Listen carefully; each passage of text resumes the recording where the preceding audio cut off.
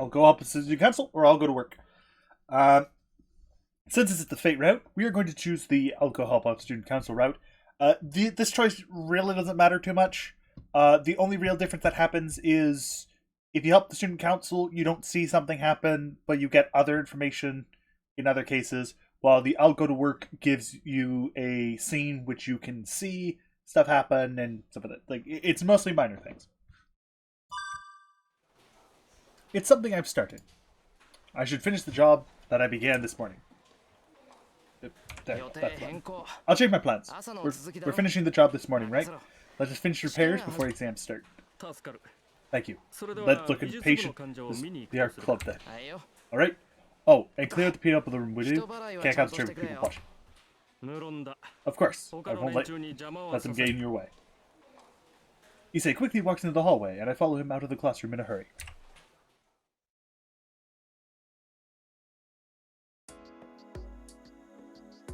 The sun is already set when we leave the school building. The school gates are already closed. It's 7 o'clock and way past curfew, but thanks to Issei, we're not in trouble.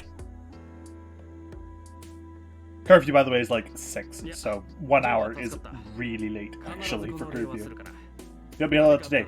I'll certainly make it up for it, so tell me if you need anything. Yeah, I'll let you know if there's something comes up. I don't think anything will, though. I didn't help him to get something in return, so there's nothing I want from Issei. Jeez, it isn't going to be a problem to be too good a person. It's helpful to have you around, but I can't stand it. Each when other people use you to their liking. Helping others is a good thing. Help others to ask for you. Am I that indiscriminate? Yes, and it's just going to be a heartless idiot. Idiots use you as you wish. You're a busy man, so it should be okay for you to decline from time to time. I can't really tell, but it seems like Issei's worried about me. I've been helpful since I was in middle school, as I don't turn down requests for help, and I don't ask for anything in return. I guess Issei thinks that's dangerous. But I'm doing it because I want to, and it's not a problem as I decline things that I think are beyond me. It's nothing for you to worry about, Issei. I know myself better than anyone. Besides, helping people is a good thing. It's not the son of owner of a temple should be trying to stop. But I think you're going so far, it might eventually overwhelm you. I'll take your warning. See you tomorrow, then. Yes, I'll see you tomorrow. Issei leaves, looking discontented. Issei's house, Ryudo Temple, is up in the mountains, so naturally our routes home go in different directions. I walk through the moonlit town. Walking up the road, I notice that there aren't any people around. The time is about 7:30. There should be people around there at this time, but there's no sign of anyone. Oh yeah. There was some kind of crime here in Miyama City a few days ago. A burglar murdered someone, I think. That must be why there's no one around and why the school curfew became 6 o'clock. Gas leaks and murder, huh? It's getting pretty dangerous lately. No wonder there's fewer people walking the street around at night.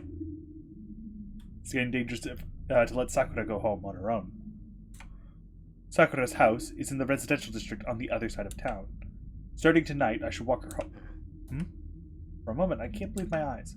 There is someone on the road which I thought was empty. The person is standing above me, as if looking down at me. Without realizing it, I hold my breath. The silver-haired girl smiles and descends the hill without a sound. As she passes, you'll die soon if you don't summon it soon, Oni-chan. She says something strange and buggers off. I go up the hill and reach my house. As the lights are on, Sakura and Fujine must be home already. I smell dinner the moment I arrive in the living room. At the table are Sakura and Fujine in the middle of dinner. It seems the main dish tonight is chicken and cream, and Fujine, who loves white sauce, is in a good mood. Welcome, senpai. We're sorry for starting without you. Sorry I'm late. I wish I could come home earlier. Now you made it? Could you wait a bit? I'll get your dinner ready if I know. Alright, I'll go wash my hands. So make sure Fujine doesn't eat my food. Yes, I will. She will eat the food, by the way. I return to my room. It's a fairly empty room compared to the shed, but since I don't have any hobbies, it's quite well decorated. Most of them are random things that Fujine has left here, though. I wash my hands, change, and return to the living room to find my dinner ready. Itadakimasu. I hope it's to your liking. Sakura is terribly modest. Her cooking skills have vastly improved in the past year. She's completely beaten at Western style foods, and I can barely beat her in Japanese food. Neither of us have touched Chinese. I'm pleased my pupil is getting better, but it's kind of depressing when the teacher is defeated by the student. It's as good as I expected. Chicken becomes harder to, the longer you cook it, so it's juicier and tastier if you roast it before cooking it, even though it's tedious. That's done perfectly here. It's a master skill, far beyond the clumsy Fujine. What is it, senpai? I think I do quite well. It's perfect. The sauce is great too. I guess you have me completely beat when it comes to Western food. Yeah, meaty food is much better since Sakura-chan's done. With that, Fujine, who has been preoccupied with her food, lifts up her head. Oh, Shiro. A student must come home this late. Seems she's in a bad mood now. She's seen my face, even though she was happy because of dinner. Jeez, I'll please someone again. That's good. But at least come home at early times like this. I even told you it was dangerous in homeroom. I said it for your sake, you know. Can't you tell me at home instead of in homeroom? You wouldn't listen if I told you here. It's more effective if I tell you at school. Sensei, I think that's abusing your authority. You shouldn't mix work and private life. No, it's enough for Shiro unless I go that far. He's on the losing side because he's the one helping everyone else. You should at least get straight home and relax sometimes, that idiot. What do you mean by idiot? I'm on the losing side if I help someone and they're helped by it. Man, I wonder if you got that from Kiritsugu. I wonder because you're like that. I don't exactly know how she's worried, but as she's energetically munching down energy. From what you said, has Senpai been like this since he was small? Yep, he's always been like this. He's the type that goes out of his way to help people in trouble. But he's not meddlesome. He's just a bit precarious. Precocious. I don't know how to pronounce words. Fujine laughs dangerously.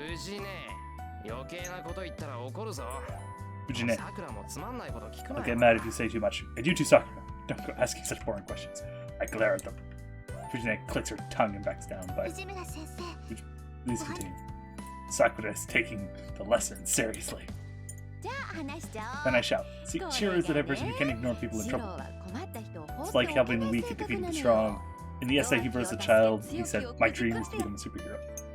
Which is, I guess, the unofficial translation. The new translation is Hero of Justice, and they're very focused on that. But older translation, older rules. She's talking about things from a long time ago. But it's true, so don't interrupt. Anyways, becoming a superhero is a goal. Let's not stray from even now.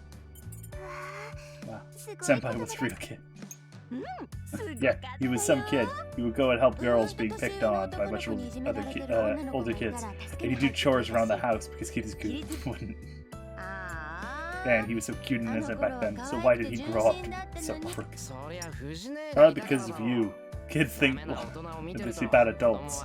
Learn to make your own dinner before you say anything like that. What? Fujine crumbles. I thought she might drop her head and repent, but Oni-chan is sad. Sakura-chan, can I have another bowl? Fujine asks her a shredded bowl.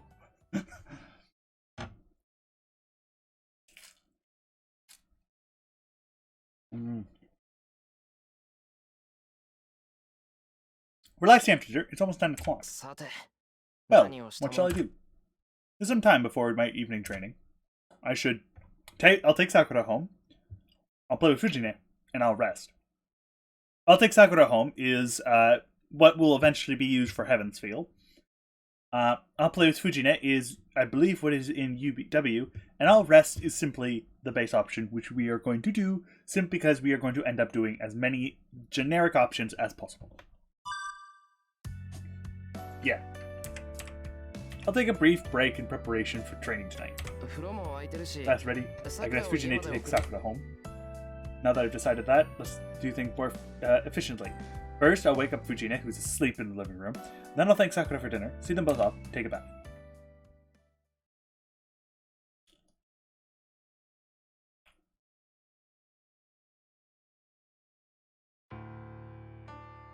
And so, the day ends.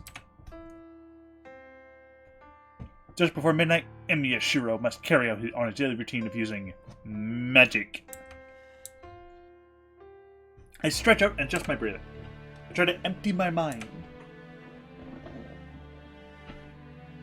I ignore everything around me and pay attention to what is inside me. Trace on. As if to hypnotize myself, I remember the spell I'm long accustomed to. No, really, I am hypnotizing myself. As I have no magic crest and no knowledge of magic, a spell is only a change to myself. Normally, there are no lines in human body to allow passive magical energy. To artificially change my body to create such a line, I need enough concentration to unify my whole body and every nerve within it. Magic is a battle with yourself. For instance, at this moment, I'm inserting a burning steel rod into my backbone. This metal rod is the only magic circuit I can prepare for myself, which is not how you're supposed to do it. If you remember from the prologue, you were supposed to use the magic circuits that you all have, and then use them all. He's forcing his body to make a magic circuit. When I insert my body and connect it to the other nerves, I can finally become a Magus. This is not a metaphor. In reality, something like a burning tongue cannot be seen or felt is being inserted into my backbone. I am a sorcerer. Emiya Kiritsugu, the man who said so, was really a Magus. A living Magus who performed many marvels and had touched the very structure of the world. Actually, yeah, you could hypothetically say he is a sorcerer. Now that I actually remember. Though, an imperfect one at that. As a young child, I admired him and asked him to teach me magic. But you cannot become a Magus just through effort. It requires both talent and appropriate knowledge. And of course, I have no talent, and Kiritsugu taught me nothing of magic. He said something about me having no need of such knowledge. I still don't know what he meant by that. But still, it didn't matter to me back then. I thought that if I could use magic, I could be like him. But I was not born with talent. No magic of straight magic circuit, no accumulated works of magic to hand it down for generations. The work of magic Kiritsugu possessed, the magic crest passed down to Emiya family can only be passed on to a blood relation. Which isn't completely true, but it is majority true. There are exceptions and ways of passing it down, especially to an adopted kid. But to an adopted kid, usually you have to acclimate them and other shit, and that stuff is really annoying. Magic crest forces a rejection on those with no blood relation. That's why. So as an adopted son, I can never receive Emiya family's magic crest. In this case, you would have to basically accumulate the body, the person, to enough of a degree where the crest itself deems them not foreign. Which can be done, but usually you would adopt a baby, and like a 1-year-old or less than that. So they are young enough where you have the time and energy to groom them in such a way. Shiro was about, I think, 8, so he was a bit too old to get the crest. He probably still could have, but Kiritsugu would have been very hampered. It either could have killed Shiro, or he probably would have only gotten maybe 1/50th of the accumulated knowledge. It would be incredibly minor, but it would help, and it would have been way more magic than he has. Well, anyway, as I don't even know what a magic crest is, it doesn't matter if I have one or not. So now, all it comes down to is training what I can do. If I want to be a Magus, I have to learn magic to fit my nature. To be blunt, magic is one way of releasing of magic energy. You could say that magical energy is my life force, which it kinda is.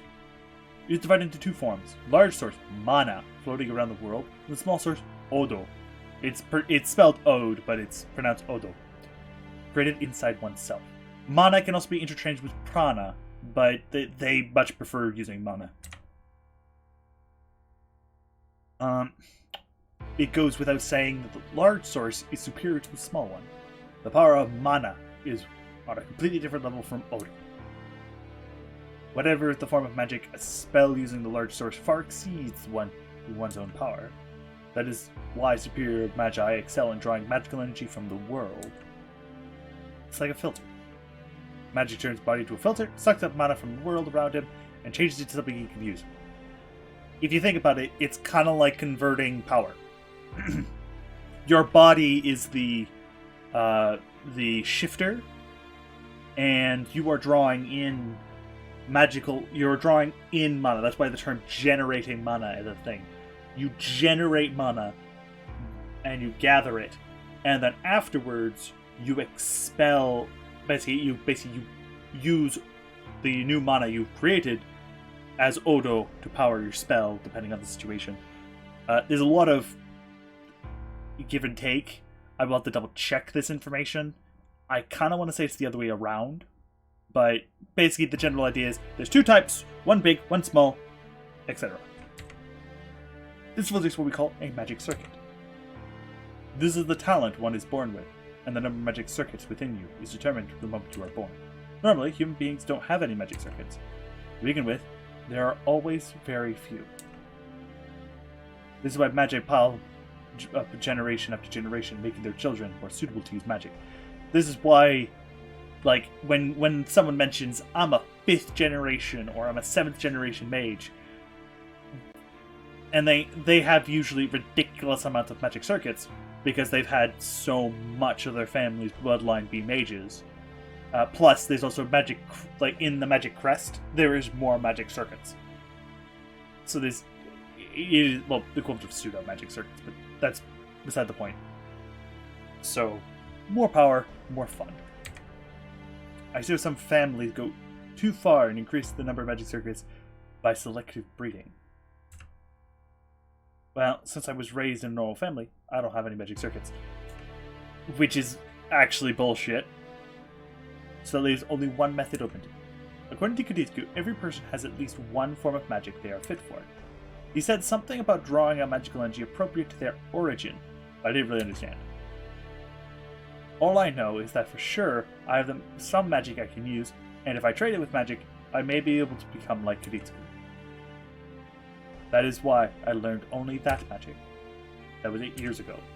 Yeah, okay, so I was actually right. No, he would be 10, actually, because he's 18.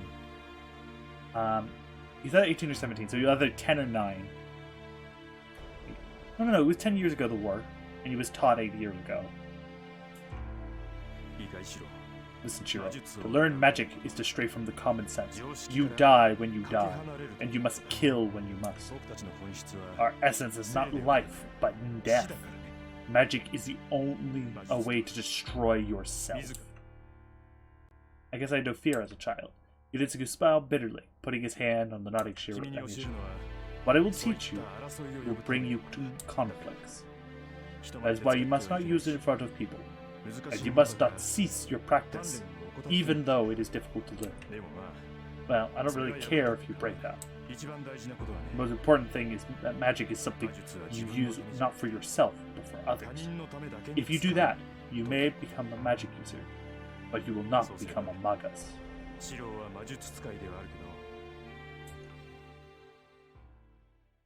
I guess Kuditsuku didn't want me to become a magus. I don't care about that. I don't admire magus. I admire Kuditsuku. If I can become like Kuditsuku, and someone else on a red day, that will be. I'm thinking needlessly. I feel the iron rod boom slide into place. If I lose control of my breathing now, it would be a fatal mistake. The artificial magic circuit will wear my body and destroy it. If that happens, I'll die. I would only be an amateur, failing such an elementary step. I grabbed my teeth and resumed concentration. After a battle of walking on needles, the iron rod finally arrives deep within me and fuses with my body. This process took me about an hour. After that much time, I'm finally able to create one artificial circuit. One circuit that produces magical energy. Its structure analyzed. After that, it becomes a process of naturally flowing magical energy. Emiyashiro is no magus. He is only a magic user who can create magical energy within his body and channel it into objects. So there's only one magic possible, which is composition, analyze, strengthening objects. It is the magic of strengthening that reinforces the object's abilities by understanding the object's structure and channeling magical energy into it. Basic structure, altar. Before me is a metal pipe. I will channel magical energy into it and perform the simplest magic and reinforce its durability. Basically, channeling your magical energy into something other than yourself is like pouring poison into that object. It's just as the blood of Emiyashiro is not the blood of a metal pipe. Pumping different blood only accelerates its breakdown. It certainly wouldn't strengthen it. To prevent that, and to turn the poison into a tonic, one must completely understand the structure of the target and channel the magical energy into small open spaces. Composition reinforce. It must be easy for a skill bonus, but for me, who cannot create a sufficient magical energy, it's as hard as hitting a target 100 meters away. The usual target in archery is about 28 meters away. How much harder times that distance goes without saying. The heat in my body quickly escapes. The burning pillar in my backbone disappears, and the long stretch of the limit demand air. I get back, hold off the daze, almost making me pass out. Failed again. There's no change to the metal pipe. It seems that the energy poured into it is evaporating into the air. Start to improve something that already has form. The thing I'm attempting is like adding something that to an already complete work of art. Adding to a complete object risks making it less perfect. Adding unnecessary things will actually decrease the value. That's why magic of strengthening is simple yet difficult, and only a few magi use it willingly. It's not like I use it willingly either, but it can't be helped as it's the only thing I'm good at. It'd be much easier if I could just form something out of clay and use it instead, but a substitute in appearance doesn't have the internal structure to match. The junk around here is a good example. When I fail in strengthening magic, I make some substitute objects to practice and to calm down, but they all end up with nothing inside. I can visualize something structured easily, so I can make the outside look like the original, but it's empty inside, and of course it doesn't do anything. With the sweat off my brow. Now that I think about it, I realize my whole body is sweating, like I've drenched it in a bucket of water. But I'm lucky that it didn't just ended up like this. That was really bad. If I'd taken a second longer to recover myself, I probably would have destroyed most of my body. If I improved every time I came closer to death, there might be some hope. It's not even that easy. But it is true that you won't improve magic if you're scared of death. As long as you study magic, death will always be right beside you. Even a simple magic repeated every day can go off with a simple mistake, taking the caster's life. The first step of a magus is to accept death. Kiritsugu said so sadly. Maybe he meant that he didn't want to take such a step. However, what he actually means is not your own death, he means the deaths of others. Saving someone means not saving someone else. A superhero is really selfish. Kiritsugu said that to me. When I told him I wanted to be just like him. I still don't know what he meant. But Emiyashiro has to become the superhero who goes around saving people, just like Emiya Kiritsugu. But I still can't do the basic things like this. Why do I get distracted by needless things at the most important times? It's stupid. It's not enough to understand the structure of an object with mere vision. A skilled magus only detects what's important and channels magical energy without waste. My dream is to become a superhero. I remember what Fujine said during dinner. I don't think it's embarrassing nor impossible. It's already determined. Emiyashiro would succeed Emiya Kiritsugu. That's why, even though I'm inexperienced, I've done everything I can. I don't know what kind of person a superhero should be, so I can only approach it by helping others within the limits of my abilities. I aimed straight for the goal over the past 5 years, but when things just go wrong like this, I do have doubts. Jeez, I don't get it either, Father. How can I become a superhero? I look at the stars through the window. It's not like I can just randomly go do good deeds. I think being a superhero is different from just helping others. I know that, but the question is, how can I become one? The difference between the two things I've failed to stand for the past 5 years.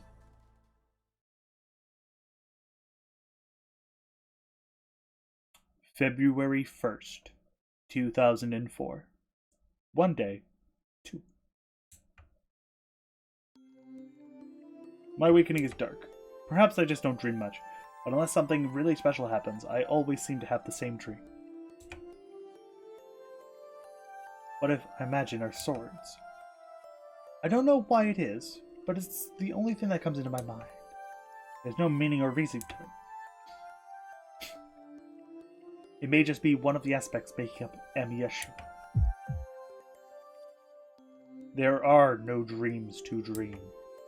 The only thing I recall from sleep are the things I was taught a long time ago. For example, about magi. Even though I am an amateur, if I'm a magus, it's only natural for me to understand the kind of world I live in. Frankly speaking, a magus is an exception who deviates from modern society. But even exceptions must band together to survive. Father told me that a group of magi called the Magic Association, or the Magus Association, or let's have the Mages Association. There we go. He also said that I shouldn't associate with them. The Magic Association hides magic and organizes magi. They basically keep a watch of the magi do not enter society with magic. But the strange part is that they do not prohibit the misuse of magic. According to Kuditsugu, the Magic Association is only interested in the concealment of magic. Even if a magus carries out his research at the expense of lives of many normal people, the Magic Association will not punish him. The priority is that magic should not become public, so they do not ban magic. So they're crazy people who think you can do anything so long as you don't get caught. Anyway, the surveillance of the Magic Association is thorough. Most magical research would cost us the lives of ordinary people. As a result, the existence of magic would become public. So the association does not allow magic that would harm society. So magi stay at home, research quietly, and while the normal world carries on unmolested, hence, magi only try to hide themselves to escape the association. So perhaps I just don't know it yet, and a magus lives in this town. Ayafuruka City is a spiritually excellent area. Such an area always has a distinguished magus with a history. They are called the second owner, an elite, an association. Entrust the area to them. The magi live in the area, must visit them and obtain their permission to construct a workshop. Looking at it like that, we're thieves living here right now without permission of a landlord. Father was an outlaw who cut ties with the association and moved here without the consent of the administrator Fuyuki. The owner doesn't know that Emiya Kuditsugu was a magus, and Kuditsugu didn't know who the owner was. With reasoning like that, I think our position is ambiguous. Father, the real magus, has passed away. Now his son and pupil don't know the Magic Association, and have not the skill to be a magus. From the association's point of view, they would want to catch an amateur like me doing things, but I've seen no movement yet. No, I've heard that Japan is relatively hidden from the other association, so I think I've just not been found out. But it doesn't mean I can't let my guard down. People say that the eyes of the association are everywhere. On top of that, if you commit a crime with magic, the heretic hunters from the church will come to get you. That just means whatever you use magic for, lack of care will create enemies. I, Emiyashiro, just have to study independently, taking that into account.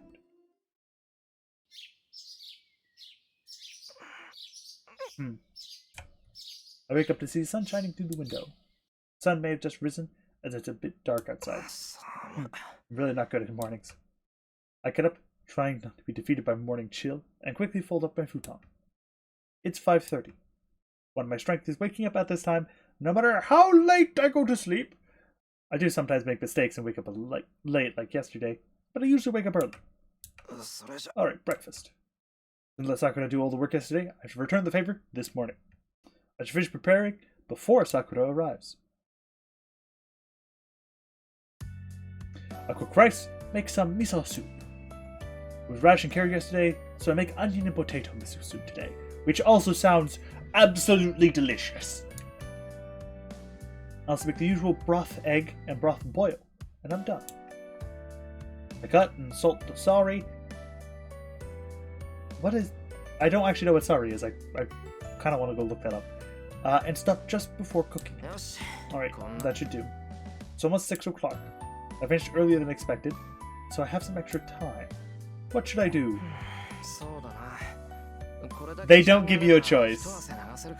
There is technically a choice here, but it's A minor. B, if you are playing basically the routed versions, they just force you into their decision. If you're playing, and I think so, I'm not sure. The morning exercises are my daily routine, so I'll go tell you a bit. Ymira's house was a splendid dojo. It was built for pleasure when the house was built, but there's no particular purpose to it. Well, Fujine's using it for herself, though. I hear that this place was Fujine's playground even before I came here. But I became Kiritsugu's student and started using this place a lot, so Fujine hated me back then. Well, there's only one thing to do that I'm here. Magus cannot neglect to train their body. One of the requirements of Magus is to have excellent physical capabilities. While Kiritsugu was alive, we had many matches here. Well, it was pretty much just him beating on me, so I didn't learn anything about how to win a fight. But I think I learned the difference between a fight and a battle. In other words, I was taught the difference between killing your opponent and beating your opponent. Knowledge and experience are different. Unless I know in advance, it's hard to tell whether I'm involved in a fight or a murder. It's a simple story. As long as you learn magic, you might destroy yourself, and times will come when you have to fight. For Magi, a fight means killing each other. I think Kiritsugu was trying to teach me was to prepare my mind for the prospect of death. But it's been a while since my teacher passed away. On my own, all I could do is simple exercises. Things like push-ups, sit-ups, stretching, not too different from morning practices I did at the archery club. The only difference is I'm training lightly or heavily.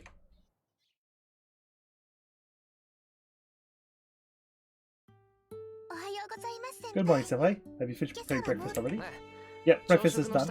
All that's left is setting up the table and cooking the fish. Ah, the type of fish. Duh. Okay, I'll prepare the dishes. Sakura is cheerful. Behind the Admirable Junior. The smell of Shiro's omelette. I see. You're making breakfast this morning. Fujine moves slowly to the table. Well, that aside. First, I have to cook the fish I prepared. Sakura, can you use the dishes in the middle? That will make it look better. This one with... Yes. You have to think of the plates too, or it's an oversight. Oh, and the radish is already grated. Sakura takes the dish out from back. I think I saw a faint bruise on her wrist when she leaned over. What is it, Senpai? What's the mark on your wrist? She looks away awkwardly. And that tells me who caused the bruise. Shinji again, huh? What does he think he's doing beating on his own sister? That's not a Senpai. I fell and hurt myself. I'm a bit slow, you know? So I fall and get hurt a lot. Don't be stupid. How can you bruise like that falling over? Even Shinji isn't tired of getting beat up yet. Senpai, this doesn't have anything to do with this. I really did myself, so you don't get mad. Sakura falls silent. Sakura looks calm, but she's pretty obstinate. It's useless to say anything to her now. Alright, if you say so, I'll leave it at that. Yes, I'm sorry. Why you apologize? It's Shinji's fault. As I mention Shinji's name, Sakura looks away awkwardly. In other words, he is the cause of that bruise. Mato Shinji has a bad habit of being hard on his sister, Sakura. I first noticed it about a year ago. Sakura was injured sometimes, and she just evaded my question when I asked about it. When I asked Shinji about it, of all things, he said he was the one who hit Sakura.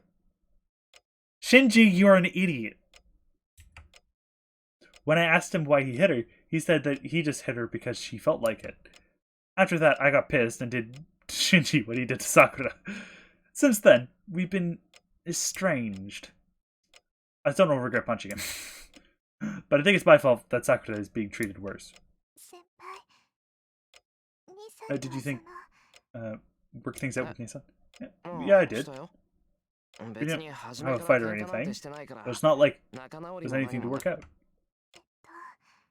It might be like that for you, but Nissan thinks you guys are caught in fight, so, well, please be careful. Sakura said something strange sometimes. Be careful of Shinji? Yes, I think Nissan thinks he was an enemy, and he thinks you quit the club because of him. That's not true. Me quitting the club nothing to do with Shinji. Well, maybe a bit, but it's still not something you should worry about. Like Shinji says, this is certainly indecent. I point at my right shoulder. There's a scar there. It happened 1.5 years ago. A shipment collapsed on me during work, and I hurt my right shoulder. It was just a broken bone, but the shipment was a hazardous one, and I got burn on my skin. After the accident, I quit the archery club. My school archery club emphasizes formalities, as they let us shoot formally, even as students. The men expose their right shoulder when they shoot. Shinji commented, it might be indecent for someone shooting formally to have a scar on their shoulder. Since I was getting busy with work, I quit the archery club right then. Senpai, I might be persistent, but are you really not shooting anymore? Fujimura-san said your injury shouldn't be a problem. What are you saying? Fujine wouldn't think it's a problem even if I broke every bone in my body. Senpai, I'm being serious. I should answer seriously too, but I can't give her the answer she wants. I don't have time for club activities for now. I like archery, but it's not something I prioritize, so I'm taking some time off from it. How long is some time? I guess until I feel like it. I'll try to make it back before you graduate. Welcome me then. Yes, I'll be waiting. And she nods powerfully. That seems she might drop the plates she's holding.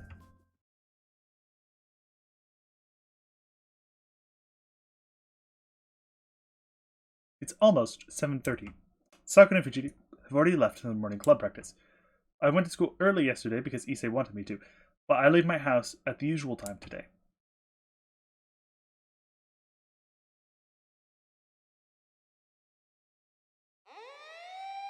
I run into the unusual scene when I reach the intersection. Several police cars are parked outside a house. Something must have happened, as it's noisy and a lot of people surrounding the area. Curious, but I cannot tell what's going on with all the people surrounding it. I don't have time, so I should prioritize school.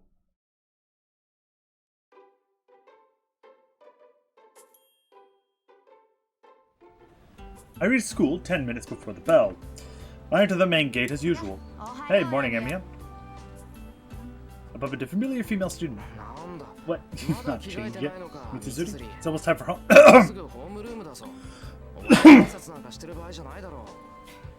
A bit of phlegm. I'm sorry.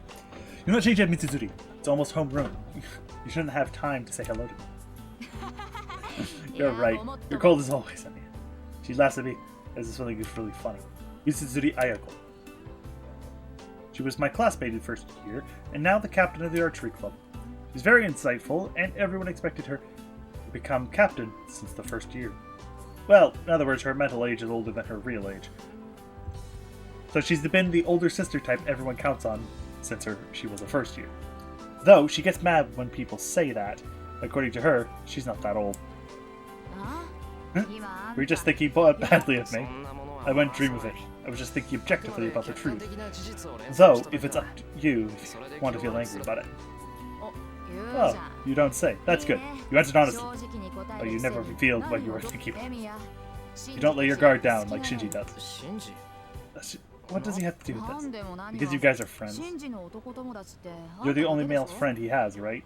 And I have forgotten, but I'm after the archery club. Don't you think it's only natural for me to connect the current problem student with the problem student that quit? Yeah, that's certainly natural. The archery club has nothing to do with it, but I certainly have an unsavory and inseparable relationship with it. Oh, that makes me mad. You get so cold when you're talking about the archery club.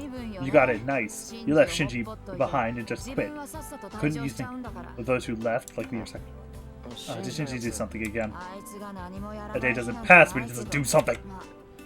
But still, yesterday was a bit much. He even made a guy first year quit.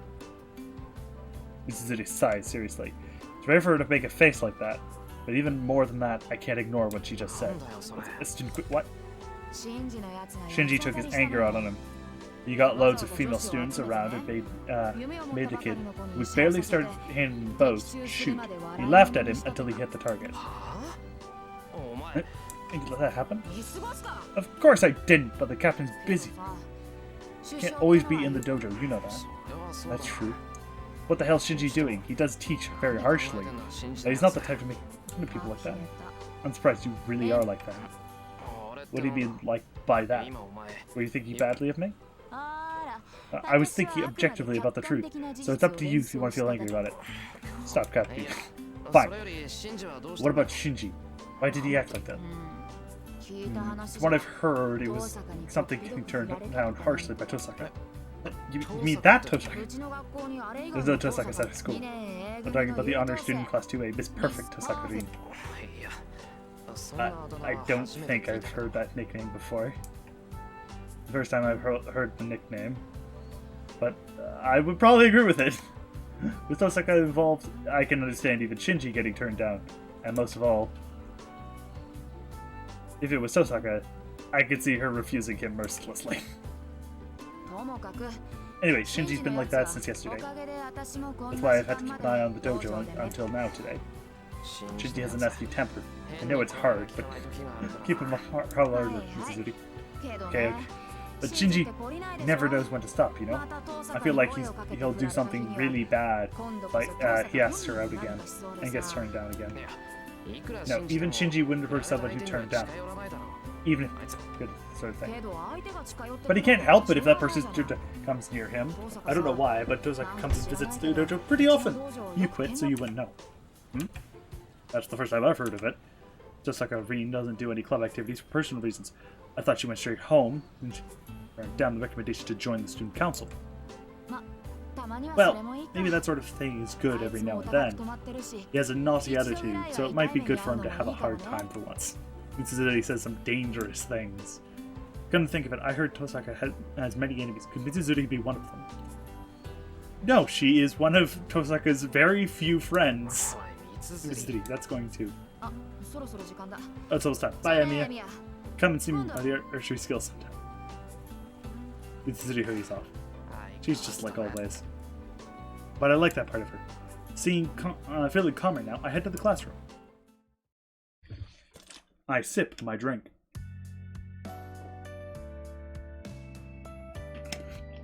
As you may have noticed, we're skipping through the school day far faster. But the school day is way less important because we've already had a full school day. It's lunchtime. Our school has a splendid cafeteria and most students eat there. But there are some old-fashioned students who bring their own lunches. Two of them happen to be me and student council president in front of me. Emiya, could you give me some of that fried chicken? My lunch is desperately lacking in meat. But why is your lunch so plain? We live in a temple. But there aren't any teachings prohibiting meat or alcohol, right? Such anarchism. It's just my father's way. He says there's no luxurious foods for a young priest, and that I should have to work for what I want. I'm thinking of running away and joining the circus. Oh yeah, that sounds like that guy. Issei's father is the priest of Ryudo Temple, and a bold guy who's old friends with the old man at Fujini's place. I can't expect a normal personality when he's friends with that guy like that. That's great. Well, I'll give you one in hopes of repayment someday. I hand him my lunchbox. Thank you. This is too perfect. This is too part of my religious trait. Issei bows deeply. How could I put this? I never know to say things when he reminds me that he's the son of a priest. Oh, by the way, Emiya, did you know that something going around 2nd Avenue? It's right around the intersection where we park. Intersection? Intersection this morning. I'm at the clamor of the police cars. I heard there was a murder. I don't know the details, but a family of 4. Only the child survived. They say the older sister and the parents were stabbed to death. What's strange is that, they think a weapon with a long one, not like a knife or something. A long weapon? It was something like a sword. It was a murder. So that must mean the sister and the parents were killed. I picture it. Someone barging in during the night, unjust violence, one-side pillage it like an accident. Slash parent. The sister killed without even knowing what's going on. To the side, child covered in blood. Issei. That they caught the murderer. It doesn't seem like an accident. Faulty construction in Shinto, murder here. It's no wonder they're making a curfew after school. What's wrong with me? Did you choke on something? Nothing. What's wrong? No, I was just surprised since you had a nasty expression. Sorry, this wasn't something I should have talked about during lunch. Don't worry. So, a hero of the unsuspecting masses will rise up and protect us all from this heinous cur. It's going to be you. It will most likely be me, yes. Issei tries to soften the air apologetically. I was fine with the topic, but I was really making such a nasty face. And then, there's a quiet knock at the door. Excuse me, is Ryuto here? Oh yes, what is it, Sensei? Issei addresses Kuzuki, who just entered. Must be a simple talk with student council, as Issei seems pretty relaxed. Wow. That's not something you see every day. Despite his appearance, Issei's very shy, the guy who draws a line against his classmates and even his teachers is letting his guard down with Kuzuki. They get along because they're both so serious. Kuzuki Soichiro is a teacher in charge of Class 2A who's a serious and stubborn. Probably that aspect helps him get along with Issei, who prizes order and discipline. The two continue their talk. All the while, I can't get the story of murder out of my head.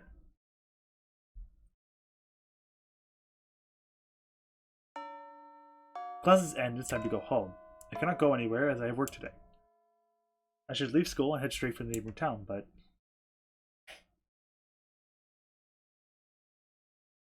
Still worried about the conversation I had in the morning, I made my way to the club before I knew it. Jeez, what am I doing? According to Mitsuzuri, Tosaka Rin comes here often. But I really don't care about that. But I know that Shinji is getting angry at her. It's going to be a problem. Shinji just doesn't know when to stop when he gets angry. It's bad if Shinji gets violent just because he turned him down. I don't know why it's bad, it's just bad. It makes me feel just thinking about it, so I have to stop it from happening. Oh, Tosaka's not here. Tosaka isn't around. Mitsuzuri worries we're needless. Who's not here? So who's not here? There's Issei. Oh, it's you, Issei. Don't scare me like that. Oh, you were looking at the dojo suspiciously. So who's not there? Tosaka. I've heard that argument with Shinji yesterday. I came to see how things were. That's suspicious. You gave your reasons without being asked. I only asked you who wasn't here. What? What if you shouldn't concern you? Yes, that's right. But it's just Semya. Tosaka won't be here. That's because she's intentionally skipped school today. What? Skipped school? So she was absent? I see, she's absent. Wait, Issei. How can you say she skipped school? I don't think she'd do such a thing. Of course she will. She won't catch a cold, as I see it. She's evil. You'll be eaten if you let her looks deceive you, Anya. Somehow Issei's words annoy me. It's true that I don't know her, but I can't imagine she's a bad person. You're going too far, Issei. Tosaka can't be like that. What? You're ex-Tosaka too? Oh, I'm sorry. Please ignore what I just said. After Tosaka, who said anything like that? Don't jump to conclusions. I just thought it'd be bad if Shinji got into trouble again.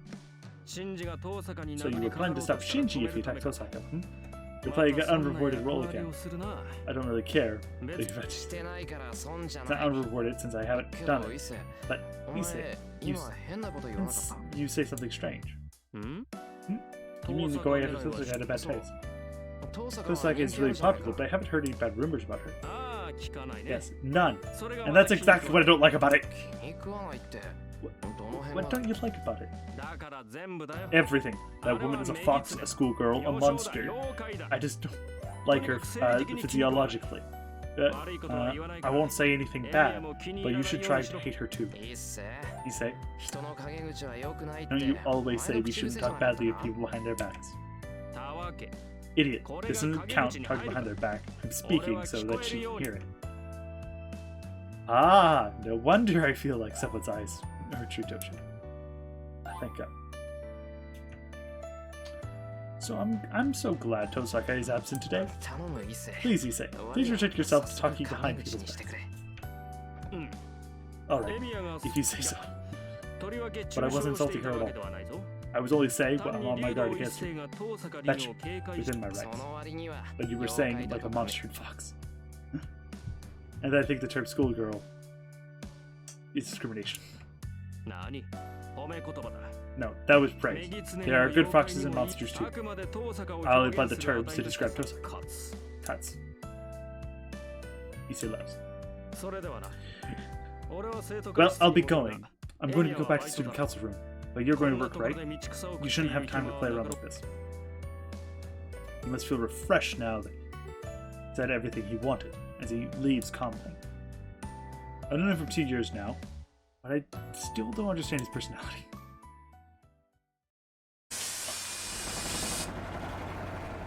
20 minutes later, after taking the bus to my school, I arrived in the neighboring town of Shinto across the bridge. Oh, it's not 5 o'clock yet. I guess I have some time. Miyama City is a residential district. There's no part-time jobs here, but the developing Shinto has many available.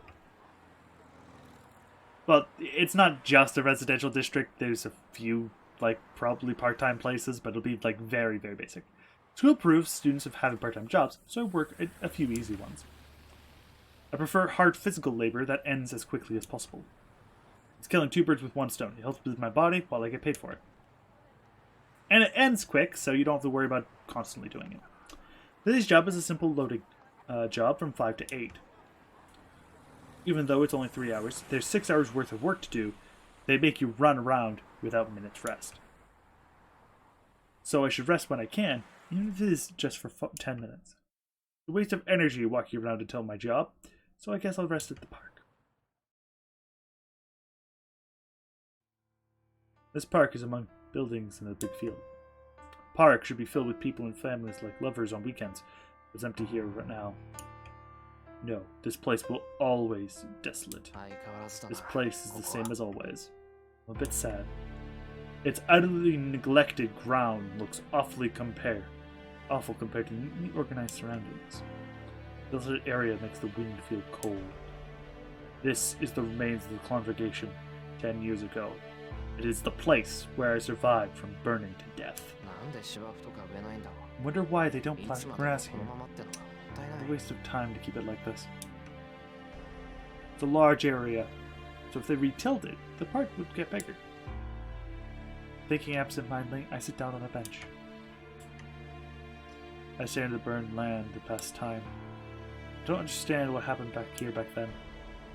Well, I don't remember because I was a kid, and it wouldn't have been easy scene to memorize. All I can remember is that it was hot and I could not breathe. And that people died trying to save others. I wonder why. For example, an adult that tried to save a child from a burning house. He saved the child but died in his place. For example, there were people who had throats burned, but they gave what little water they had to one guy, and the others died. For example, there was someone who ran alone to get from the fire as fast as possible, and everyone that he passed on the way died. And for example, people who died because they gave away something was saving them, only to save others they didn't even know. I didn't like things like that. It made me mad those who tried hard were sacrificed. Am I greedy to want an ending where everybody is safe and happy? All I wanted was to see people relax peacefully, so why I managed such a simple thing. That's difficult. What you want to do is save everyone. Kiditsugu answered such a question I asked as a child. Of course, as a child, I denied it, because Kiritsugu saved me. I knew he was a sorcerer, he could do anything. I knew he was a superhero who would ignore people in need, who saved them for no benefit. I believed Kiritsugu saves everyone. When I told him that, he made troubled expression and said something that I will remember to this day. Shiro. Saving one person means not saving another. Look, a superhero can only save the people he has saved. It's obvious, but that is the definition of a superhero. I understand that. It's obvious now that he said it. Let's say the robber and some hostages, and the robber tries to kill the hostages. With normal methods, most of the hostages would be killed. Even if you use a miraculous method to save all the hostages, there will still be one person who isn't saved. That, of course, is the robber whose hostages were rescued. The people a superhero saves are only those he decides to save. That's why even God cannot save everyone. All the more so that it's a natural disaster.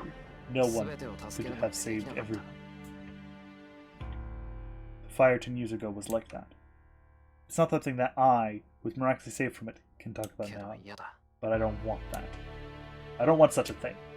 I don't want help that has a limited capacity. You have to help, no matter how impossible it is. I can't stand to have strangers dying around me like back then. So, if I had been there 10 years ago, even if it was impossible, I would have gone to the fire range. I would have certainly have died in vain. That's for certain. Jeez, I'm hopeless. God, it's already 5 o'clock. 5 o'clock bell rings. Stand up quickly and make my way to work.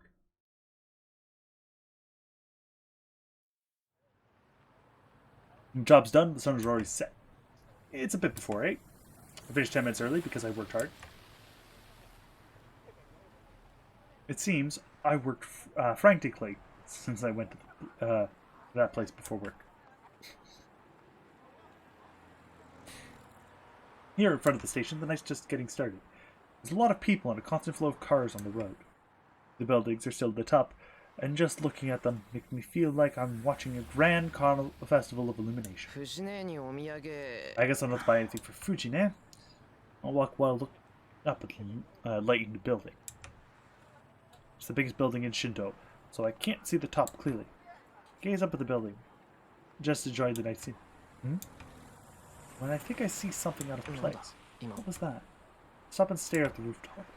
I focus my eyes, look at this small grain of grass.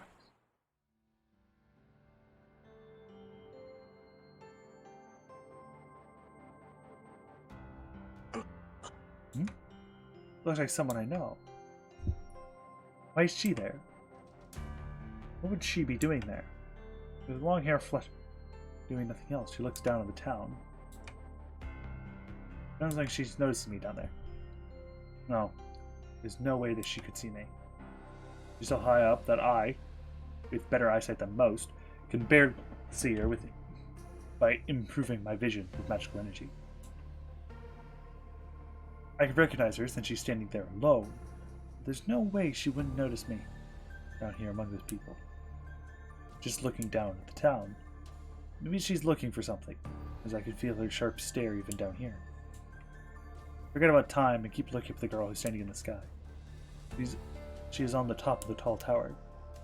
She's like a witch, looking down at the earth, the moon behind her. Ooh. And then, she must have done doing as she disappears. Her figure has disappeared from the scene and returned to the view of the night. It was Tosaka, right? I have no proof, but I think I'm right.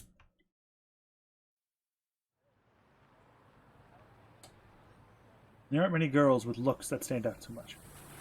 More than that, I'm not stupid enough to mistake a girl I secretly admire. But still. Well, it's... Tosaka sure has strange hobbies.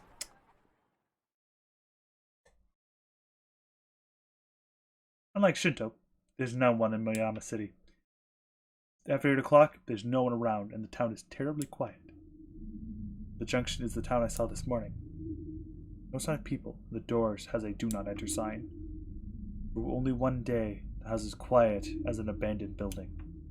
Parents and older sister killed by a burglar. kind of life remains for the child left behind? I bite my lips, feeling powerless. Even after swearing to become like Kurdisco, I can do nothing. Make that happen. So close by.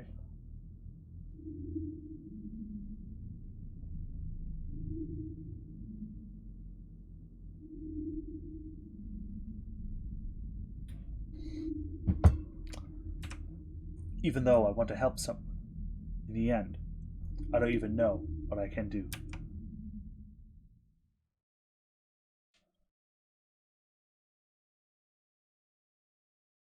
I climb the hill and reach the Gemiya house. The lights are still on, so Sakura and Fujine must still be there. I'm home. Oh, just you, Fujine. Oh, welcome, Michiro. Fujine turns around, munching on a rice cracker. TV shows are a large variety, so. He's coming home at time like this again. I told you to come home early since it gets dark early in the winter.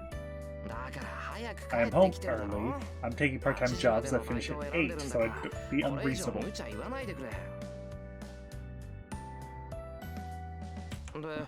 So, where's Sakura? It's not like dinner's ready, but Sakura-chan went home early. She said she had something to do today, so she cooked dinner and left. Fujine says so happy. As far as she's concerned, anyone who cooked for her is a good person. I see. That might be a good idea for a while. It's been dangerous recently, so maybe I should cook dinner myself until next term. But I protest. You come some late, Cheryl. You don't cook. Well, after that, you won't eat until after 10. Hold on. Can't you just eat at home? But I am at home. Fujine seems puzzled. Honestly, I'm not sure if that makes me happy or sad. Alright, I understand. I can't exactly expect you to cook for yourself, can I? Anyway, it's that thing by your feet. Don't tell me you're picking up junk again. Fujine has a terrible habit of leaving junk in my place. Large bowls from restaurants, heavy teapot for his own shopping district, a strange guitar that plays by itself. I think she thinks of this place as some kind of warehouse. Easy, I'll throw it away if it's junk. This? It's a poster left over at my place. I knew the poster. It's probably some infamous idol or something. Let's see. Here we have a military-style guy with his thumbs up, cheap-looking blue sky background. Letters like blood, it reads, Love lovely Ranger Land. Please join the self-defense force. Hold on, this is an army recruiting poster? I don't want it, so you can have it. I don't want this either. For all the poster and hit Fujine with it. And missed, but Fujine deflects my attack with the poster she had hidden and counterattacks mercilessly. Bam.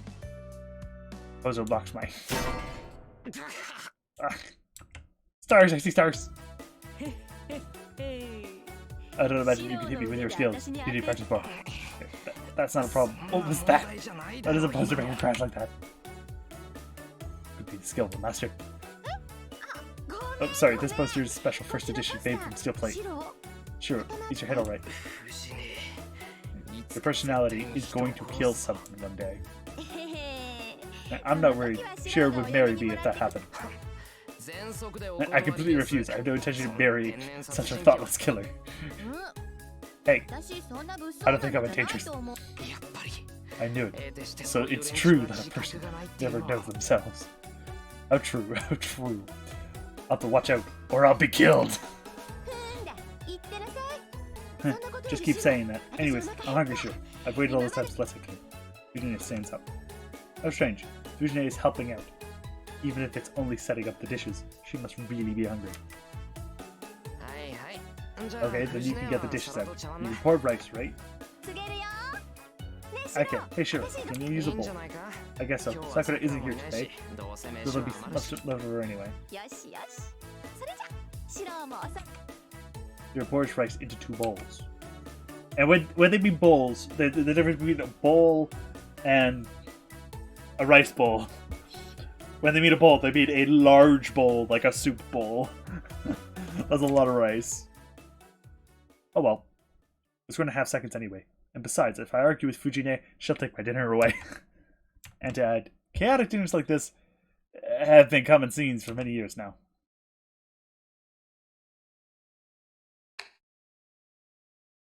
The day ends.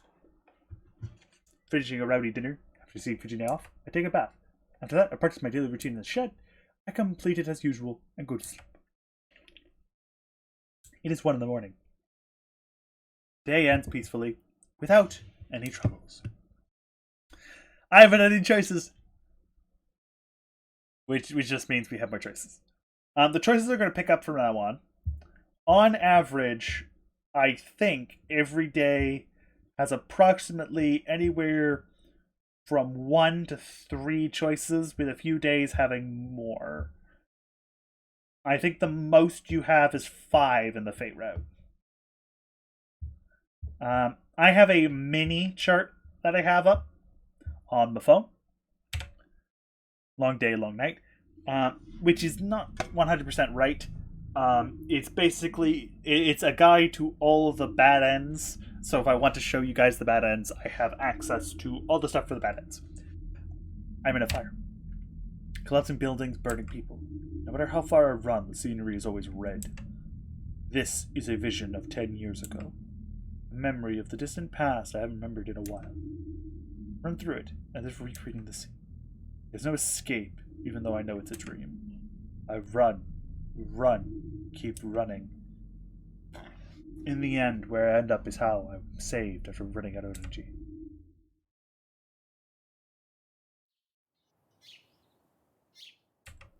I wake up with a bad feeling. A feeling like a metal weight is inside my chest. I feel like my forehead is sweating a lot, even though it's winter. It's already this late. It's already past 6 o'clock. In the kitchen, I hear the sound of a kitchen knife cutting something. Sakura's up as early as usual. There's no time to be impressed. I have to get ready quickly and go help breakfast. Shiro, what are you going to do today? Will you be working this afternoon because it's Saturday? No, I don't have work today, but I think I'll be doing something with Issei. Why?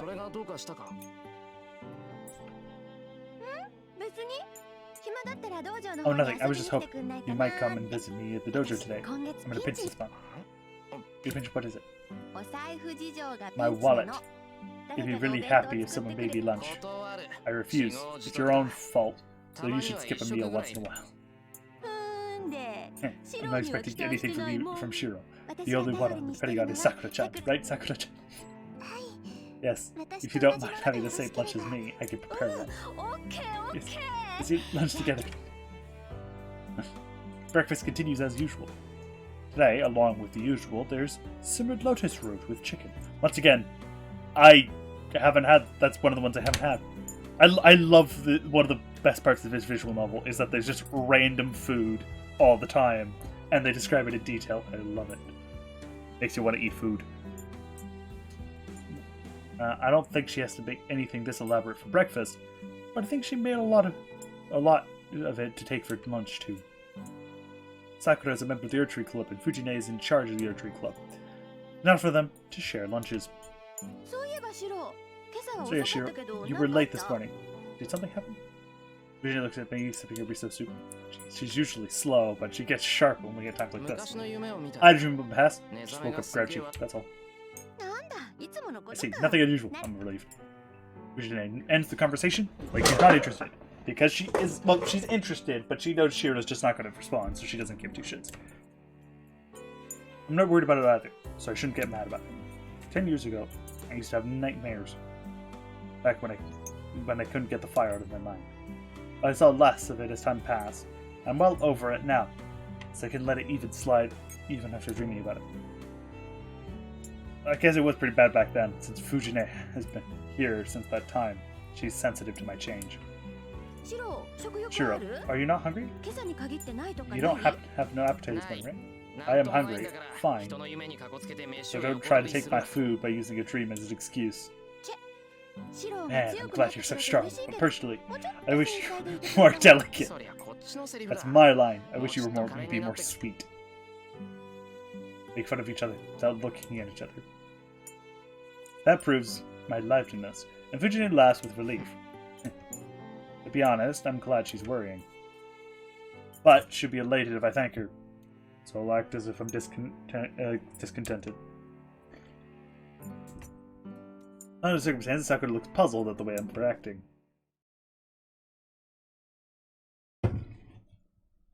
After Fujine leaves, we lock the house and leave. Senpai, I won't be able to come and help out from tonight until Monday. Is that alright? That's alright. It's the weekend anyways. You should be hanging out with your friends, so don't worry about it.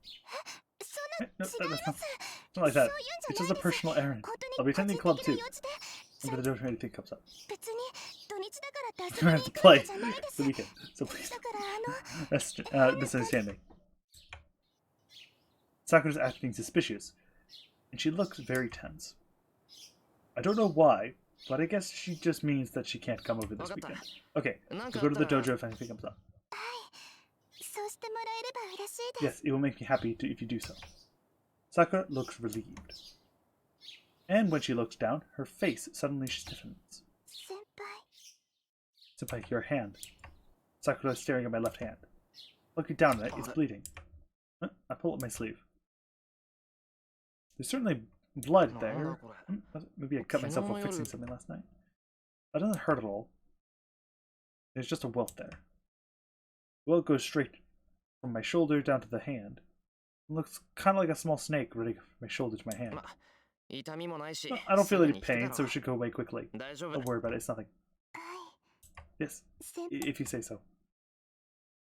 Perhaps she's feeling bad after seeing the blood. Sakura looks away and falls silent.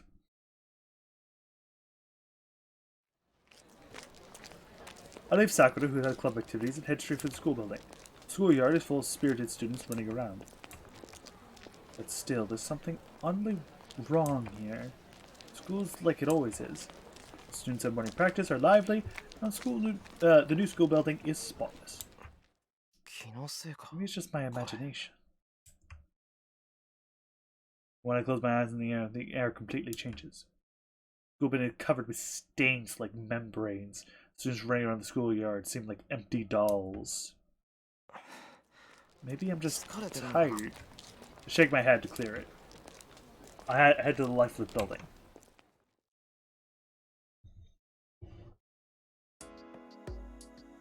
School ends early on Saturdays. I can't believe they have school on Saturdays. Well, okay, no, I can 100% believe school on Saturdays. There was actually a plan to have school on Saturdays here for a little while, but then they decided we're not going to do that. Simply to keep it with the basic school, work schedule of Monday to Friday. Classes end before noon, and after I finish helping Issei, the sun starts turning to set. Well, let's head home. I pack up and leave my classroom. And then... Oh, you're still here, Emiya. Above Mrs. Shinji. There are a couple of girls behind him, being rowdy. We're still here, even though we had nothing to do. Oh yeah, you were sticking up for the student council again, right? I envy you. You can go report to the school without doing any club activities. I'm not helping the student council. It's only natural for a student to fix the school, right? After all, we're the ones using them. Keep talking like that. For you, everything is natural. Didn't I tell you how much I hate you acting like a good kid? So I don't remember that. I thought that was just the sort of thing you say, so I didn't really notice. Fine. Then you're going to fix everything at the school? Fixing everything would be impossible. The most I can do is take care of things. Alright, so do me a favor, our archery club is a mess right now. It's been a bit disordered. Some of the bows you strengthen. You have some time to do that too. You should be a member, you don't just counsel, you can be useful to us sometimes as well. Senpai, didn't Fujimura-sensei tell you to do that? Yeah. You'll get scolded tomorrow if you don't do it properly. The shop will close if we start cleaning now. It's fine if he does it, right? I don't know. I wouldn't know how. Especially Shinji. It used to be part of the archery club, so we can let him do it. They're getting rowdy behind Shinji. It seems they're in the archery club, but they must be members that Shinji recruited recently, as I don't know them. I'll leave it to you then. The key's in the usual place, so go ahead. You don't mind, right, Emiya?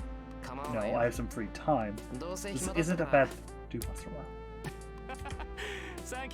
Let's go, everyone. It says he's very choice for us. Wait, senpai. And please take care of the cleaning, senpai. which is appropriate. They're from the way they're talking their first years. Cleaning ends quite easily, as I know this place well. It took a while, because it's quite big, but it was fun cleaning the place I used until a year and a half ago. But I don't think it would be okay just to shoot once, but since it wasn't mine, I decided not to. If I ever want to, I can just bring my own bow and come here. But there are so many more carbon bows now. There was only one when I was in my first year. Carbon-based bows are good, unlike wood and plastic bows.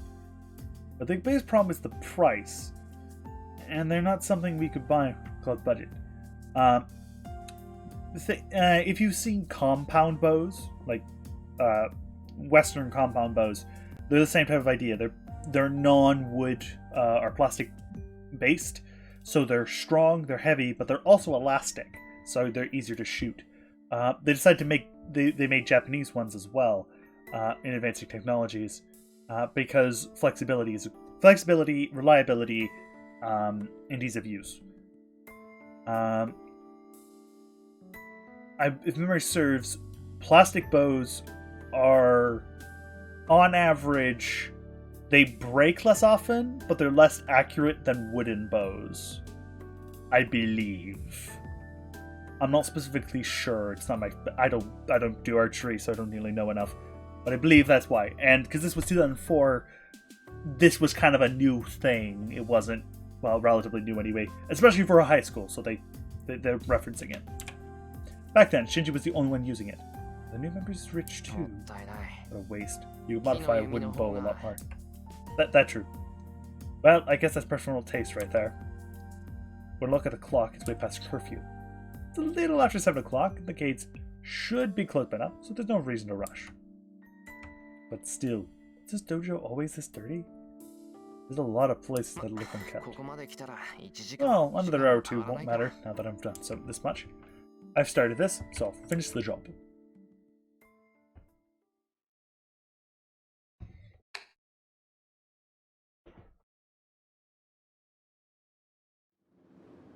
Wind blowing. So cold that my cheeks are getting numb. Fuyuki City isn't usually cold during the winter, but it's cold tonight of all nights. My breath hangs out as a white cloud. I wrap up my body to hold off the cold. No wonder it's dark. The moon's beneath the clouds. There's no light in the sky when I look up. Out of the strong winds, the clouds are moving fast. It's past curfew and there's no signs of life in the empty school. It seems like this place is filled with only chill, as if all silent. Just now, I think I hear something. I do hear something. Is it coming from the school grounds? This night, I must have been curious about the sound that broke with the silence. To investigate it, I find myself heading. I somehow know that I mustn't. Go to the schoolyard. People? Well, they only look like that from a distance. Dark night with no light. If I want to know more, I have to get closer to the schoolyard. I can hear the sounds louder. It sounds like metal hitting metal. That must mean someone's fighting with weapons there. That's stupid. What the hell am I thinking? I dismiss the image. I'll smile and walk off. At that time, me and my instincts noticed the danger as I hid myself as I approached.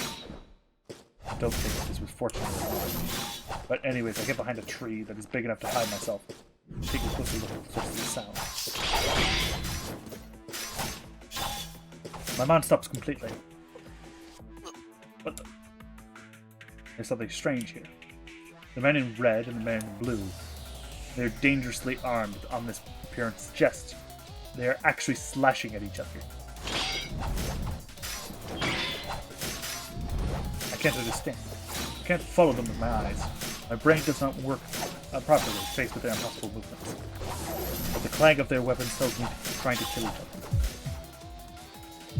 I just knew immediately when I saw them. They are not human. They are probably just things that look like humans. I can tell, not because I learned magic. Anyone would realize they're not human. After all, humans can't move like that. So they are something no one should associate with. I can feel their murderous intent even from a distance. I'm going to die. My body stands faster. My brain that I'd definitely die if I stay here. That's when my heart is racing so fast. As a living thing like them, I sense that they're living things made only to kill. They are using weapons made only to kill. I remember the murder yesterday. They said the family was killed by someone looking like a sword. I shouldn't watch any longer. My body won't follow my commands and I can't even breathe.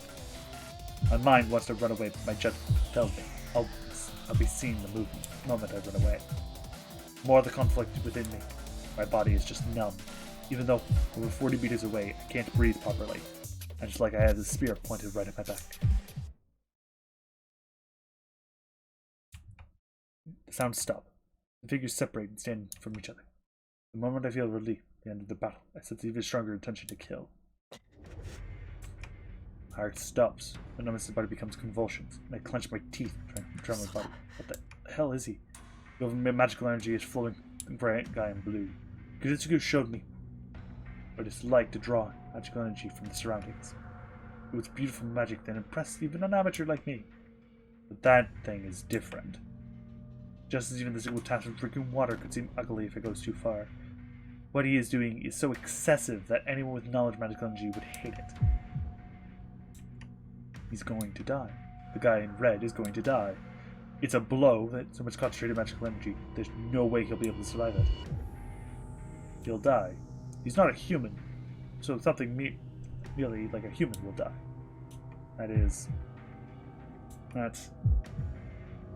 That's something I can just ignore. That doubt takes my mind off. Eyes of the body disappearing. The instant I take a deep breath. Who's there? The guy in blue stares at me. The guy in blue body sinks. Just like motion tells me I'm his target now. My legs start running automatically. I start to realize that this action to escape death and all the energy to flow in running away. I don't know how fast I can run. But before I know it, I'm in the school building. How stupid of me. I regret my actions, panting heavily. I should have just run into town to get away. What am I doing fleeing to such a deserted place? In a school of all things? There's some better place to hide in here. Anyways, why do I think I'll be killed if I don't escape? My heart aches from running so much. Turning around, I sense nothing pursuing me. I feel the sound of the air is the sound of my footsteps. Whew. I can finally rest. Stop my feet, unable to take another step, send the oxygen pumping heart, and look up and finally realize I'm safe. Man, what was that? I recalled a scene from earlier while catching my breath. Anyway, I'm sure it wasn't anything I should have seen. Some things like humans were fighting at the school grounds. That's all I can remember. There was something else I saw out of the corner of my eye. There's someone else there too. But I can't remember what that figure looked like. To be honest, didn't have the composure to notice anything other than those two fighting. Well, anyways, chase is over, right? The voice comes from right behind, in front of me. Yo, I ran pretty far. Can't breathe. My brain stops, and even though I cannot think, I vaguely understand that I am going to die. You know better than anyone that you can't escape, right? People who get killed are usually like that. Something to be embarrassed about. You don't have to feel ashamed. The lance casually wins. You were just unlucky, kid. Well, you saw us. So die. The man's lance mercilessly pierces Miyashiro's heart. It wasn't even time to dodge it. All the training I did was for nothing. I knew I was going to be killed. I knew that I was going to be pierced by that lance, yet I could not move at all. The world distorts. My body grows cold. It only vanishes from my fingertips. I cough up blood once. More blood should have come up, but it only happens once. Perhaps the man's lance is special. The blood slowly clots, and the heart should have exploded, stops working, just a single pierce.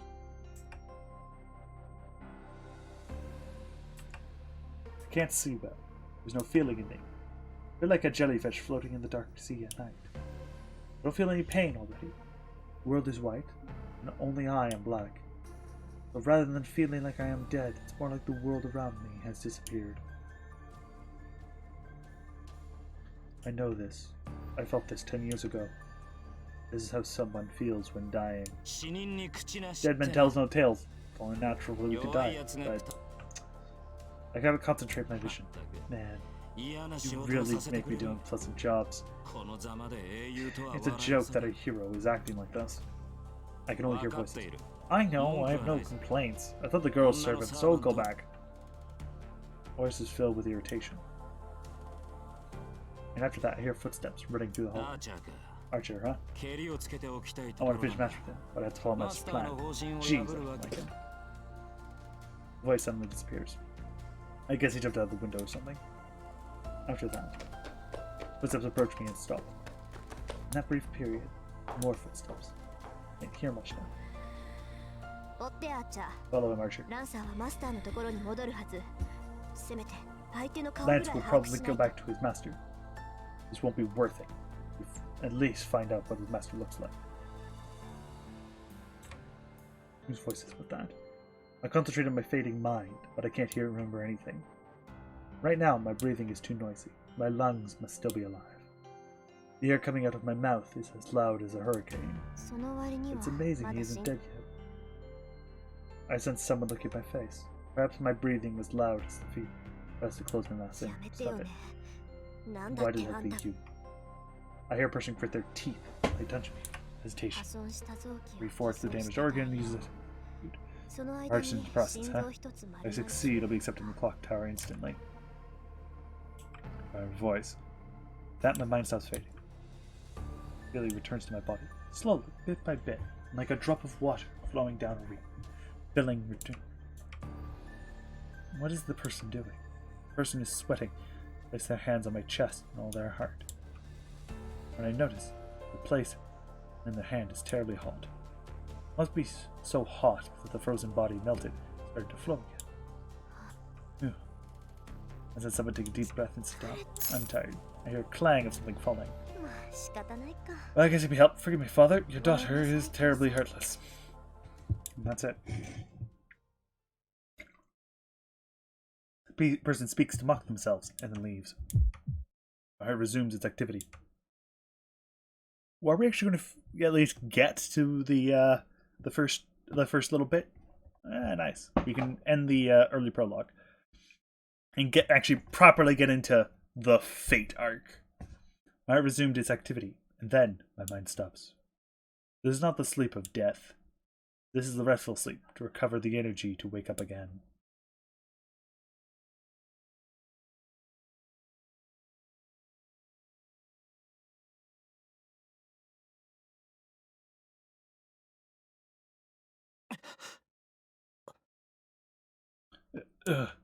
I wake up. I feel sick. My whole body is in pain. I have a sharp headache each time my heart throbs. What happened? I can't remember because of the sharp headache. My body is cold, probably from lying on the floor for a long time. The only thing I repeat for is my own blood on the floor.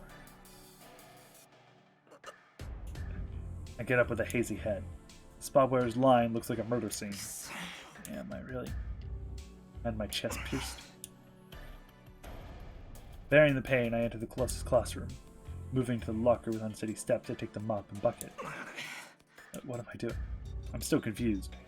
Why do I think I have to clean up? I've just met someone totally outrageous and I've been killed instantly. Am I an idiot? It won't come off. I wipe the floor with the mop. With unsteady hands, I manage to get the blood wiped off. Pick up any trash lying around and put it in my bucket. Maybe I'm just destroying the evidence. I'm in a deep haze, so perhaps that's what I'm doing. Something so absurd. But the back mop bucket and leave the school like a zombie. I get hotter as I walk. The air is so cold, but my body feels like it's burning.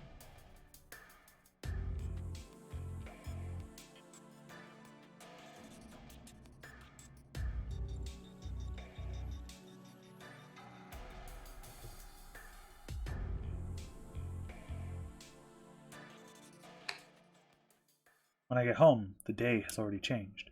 There is no one home. Neither Fujine nor Sakura are around now. I collapse to the floor. I lie on the ground and finally calm down. I take a deep breath. When I inhale, my heart cries in pain as if cracking apart. No, that's wrong. It wasn't just cracked.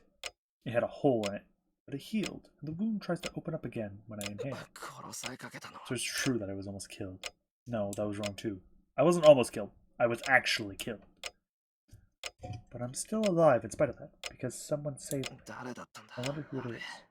I should at least thank them. Since the person was there, that person might have something to do with them. Now that makes no difference to the fact the person saved me. I have to thank them one of these days. The moment I let my guard down, the pain returns. At the same time, I feel like vomiting. I sit up and resist the sickness. I place my hand on my bare chest where the uniform is ripped. Even though I was saved, I did have a hole in my chest. That feeling, such an unpleasant feeling, spearheaded through my body, isn't something I can forget easily. Damn, I'll have nightmares about this for a while. Close my eyes, it feels like the lance is still in me. I shock off that illusion and try to calm down. Alright, I'm starting to calm down. As a result of training every night, just taking a few deaths clears my mind, and the heat and nausea vanish from my body. So about those guys. The man in red, blue. They looked human. Were they like ghosts or something? I've never heard about ghosts with form, maybe associated directly with people. And they were talking too. They have a will of their own, it's hard to them as ghosts. I've heard that only ghosts with a body are spirits. But aren't they shaped differently from humans? No, that's not the problem. There's another fundamental problem. Those two were killing each other. A murderous burglar that appeared in the neighborhood. The ongoing ominous events in Fuyuki. All I can tell is that such thoughts way out of my league. Father was still alive. Perhaps it was the wound in my chest so vivid I complain. Things I shouldn't. Idiot. I've already decided to do whatever it takes. I can. But I don't understand. Complaining comes later. First, I decide whether or not it is my concern. The bell hung from the ceiling ring. This is Magus' house. Even if it is only a poor one. There's a bounded field here that alerts when a stranger enters the property. At a time like this? To speak, I realized my foolishness. That can't be it. At this timing, right after the strange incident, that can't be it. There's an intruder. Not a burglar, but an assassin who's here for my life. I remember that guy saying, "You saw us, so die." The house is filled with silence. Silent darkness, murderous intent I felt in school. Something drawing closer. My throat gulps. I feel a sharp chill run down my spine. I will be instantly pierced if I move from this room. I frantically escape my mouse. As soon as I release it, the assassin will happily jump in and take the opportunity to kill me. If that happens, it will just be like before. Unprepared. I will be pierced by that lance again. When I think about it, my breathing goes wild. Damn it. Machine. Saved life so easily. Reading my teeth, I hold my chest to restrain myself. I should get used to it. This is the second time. This is the second time I'm killed. That alone is enough to make me to end differently from last time. Besides, I'm Magus. But I've been learning for the past 8 years. I can't even protect my own life.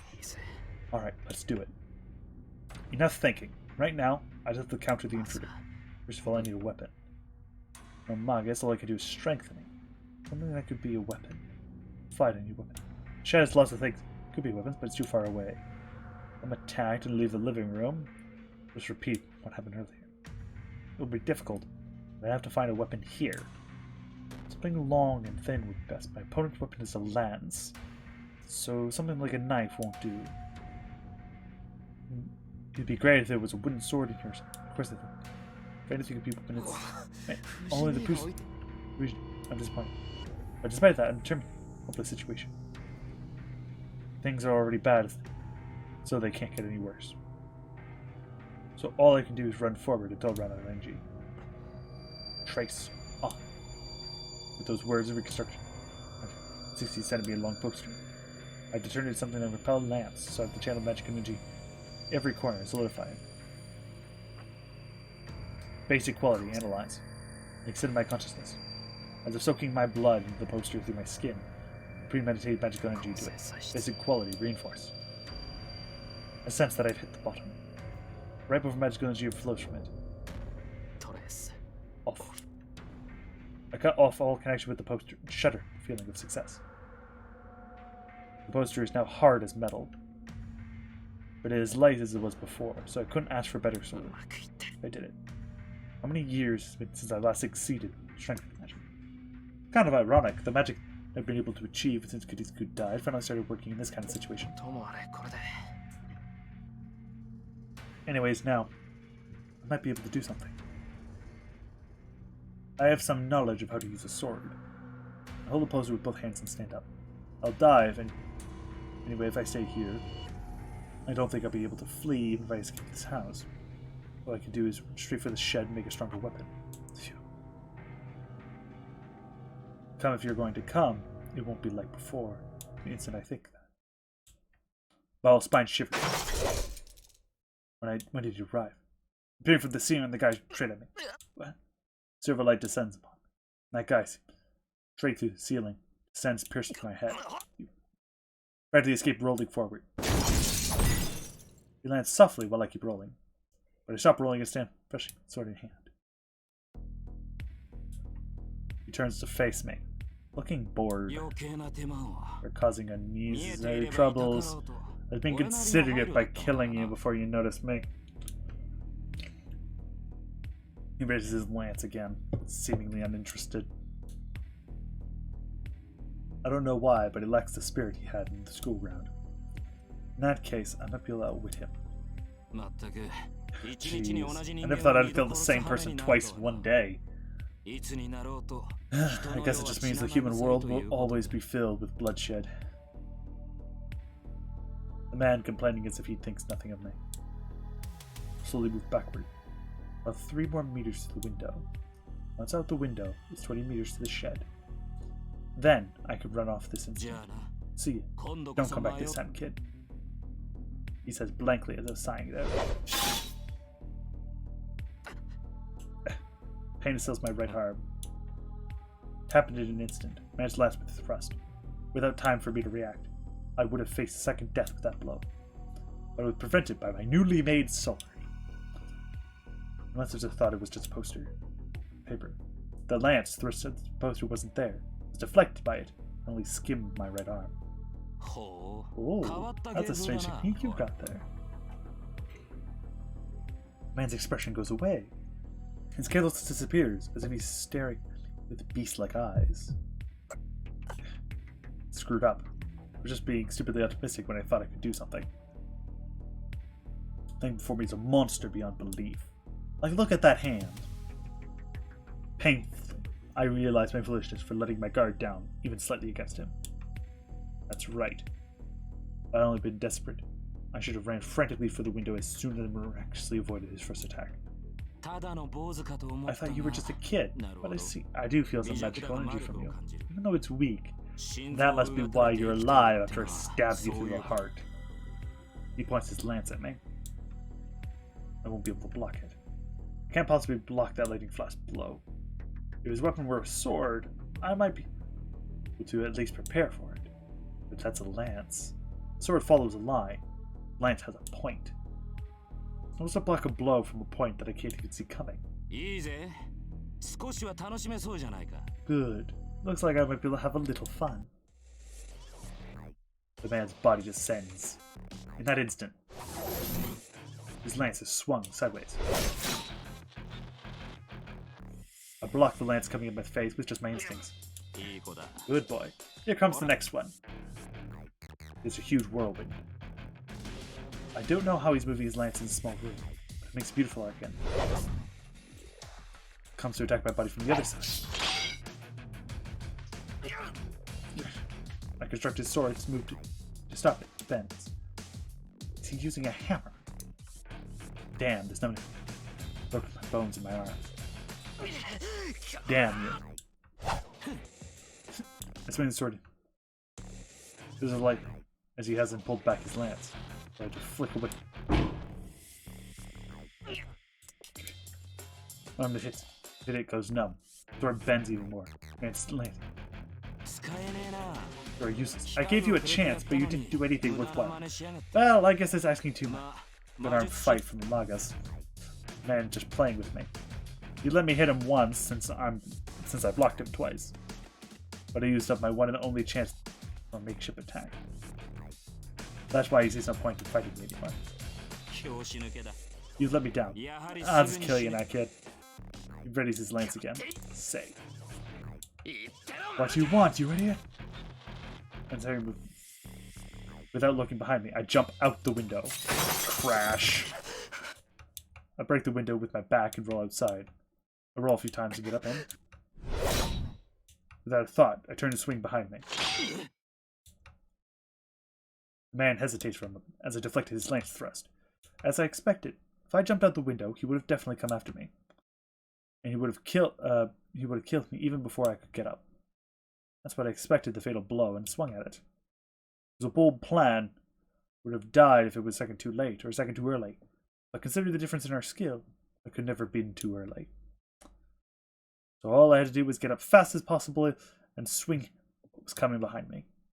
The result was perfect. I won my bet and deflected the man's lance. I quickly regained my balance. Now let's make the shed before he recovers. Fly. The man supposedly had his lance knocked back. Comes at me empty-handed and spins and executes a roundhouse kick. The kick! As soon as he flies past me, battered chest is numb and I cannot breathe. Once more percent, I'm flying. I never thought my dreams of flying by a mere roundhouse kick. Ugh. Fall grab back. I hit the wall. I can't breathe. My vision is blurred. I managed to stand supporting myself against the wall. Destination, the shed. Track the man with the blurry vision. He must have been kicked 20 meters. The man approaches, lance in hand. I'll be killed. I'll definitely be killed. The man here in a second. I don't want to die now. I have to get up and face it. The lance comes. I can't even turn. Full. Collapse body. Lance. Damn. Man, keep yourself together. How fortunate. I got lucky as my knees collapsed. Lance goes over my head and hits the door of the shed, opening it. This is my last chance. If I go in the shed, there might be something I can use as a weapon. Jump. I enter the shed on all fours. There. Here this is. A fatal instant goes through. And I block it. I unroll the make with it as a one-time shield. Huge impact. Open poster did block the lance, but it was not strong enough. It pierced through and transformed back into the original paper. By the impact of the thrust lance, I flung against the wall. I fall on my butt and recover myself when I raise my head and try to find a weapon. Checkmate. That was a pretty surprising move, kid. Man pointing his lance at me. This is it. The man's lance is pointed directly at my heart. I know this. This is the smell of death I felt just a few hours ago.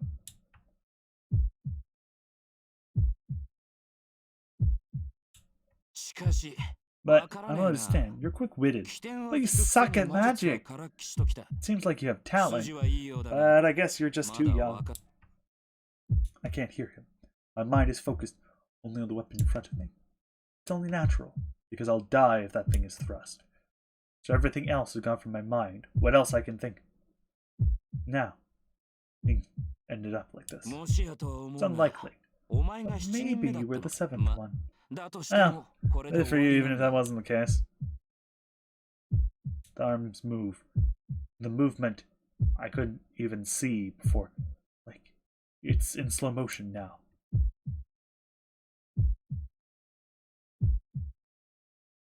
The silver running light.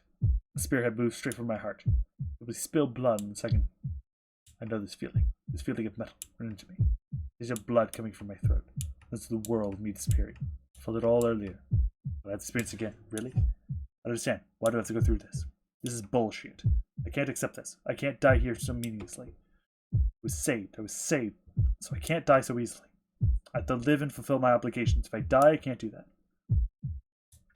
But the lance will pierce me. The spearhead will cut my flesh and pierce my heart. It pisses me off. It's ridiculous to kill someone that easily. Ridiculous for me to die so easily. Dying twice in one day? That's ridiculous as well. Damn, everything is so screwed up I can't contain myself at all, and damn it, I won't be killed easily by someone like you. True. Appeared like magic. In a blinding light that appeared from behind me, my mind stops. All I know is the figure who appeared is a girl. The moment it appears, it held my heart and steps into the enemy without hesitation. Can it be the seventh servant? The man raises his deflected lance. The girl swings it. She is hit. Sparks fly twice. A strong swing. The man hesitates, saving a heavy blow from the girl. He must have realized he's at a disadvantage as he jumps the shed with bestial speed. While keeping her guard up at the time, she quietly turns to me.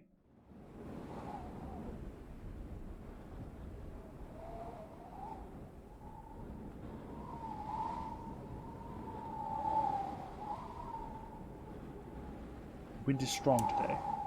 The clouds drift, the moon parts for a brief moment. The silver light shines shed, lights up the girl in knightly form. I am speechless, not because I'm confused with the sundering events, but a loss for words, overwhelming beauty. The beauty stares at me emotionlessly with her jewel-like eyes. I ask of you, are you my master? She says in a valiant voice.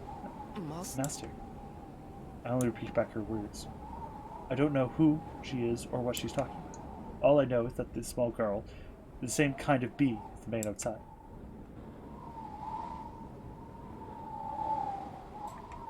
The girl says nothing. She just stares at me sadly. How can I put this? The figure in front of me is so special that I forget the situation that the man outside could come back and attack any second. It feels like time has stopped just around me. The fear of death disappeared and only the girl fills my vision. I, Servant Saber, have come forth in response to your summons. Please give me your order, Master. She speaks again. The instant I hear Master and Servant. Pain shoots from my left hand. Hot iron placed on my hand. Grab my left hand instinctively. This must be the signal. The girl quietly nods her lovely face. From this time forth, my sword shall be with you, and your fate shall be with me. Now our contract is complete. Contract? What are you talking about? Even if I have some knowledge of magic, I understand what that word means. But the girl doesn't understand me and looks away with the same grace. She nodded. She looked at the door of the shed. There stands the man, his lance readied in his hand. She moves faster than I can think. The knightly girl leaps out of the shed without hesitation. I get up and follow the girl, even forgetting the pain in my body. There's no way that girl would be a match for him. Even armored like that, she is a girl smaller than me. Saber, by the way, is 5'4", if you're wondering. Stop. My words are silenced by the sound. What? Can't believe my eyes. This time, my head really goes blank. What is she? The sound of weapons. The moon is hidden behind the clouds. The yard has returned to original darkness. In it, sparks are born with steel hitting steel. The lance-wielding man wordlessly attacks the girl who jumped out of the shed, but the girl parries the blow of his lance and knocks all following attacks, driving the man back with every blow. I can't believe it. The girl called Saber is overpowering that man. The battle has begun. What happened between me and him earlier wasn't a battle. A battle is a fight between two people who can kill each other. Whatever the difference in skill, if each has a way to kill the other, you can call it a battle. Their fight is a battle in that sense too. Man's lance couldn't even be seen. It's thrown with even more power. But the girl parries it, the thing in her hands, and closes on the death. The man retreats a bit. He holds his lance vertically to protect the ribs as the girl goes for it.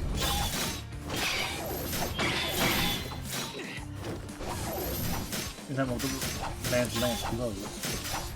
It was a blow, an explosion. I guess it really was one. The instant the man blocks the thing the girl is holding, the lance in his hand glows as if electrified. The man, and even I, can tell what it is.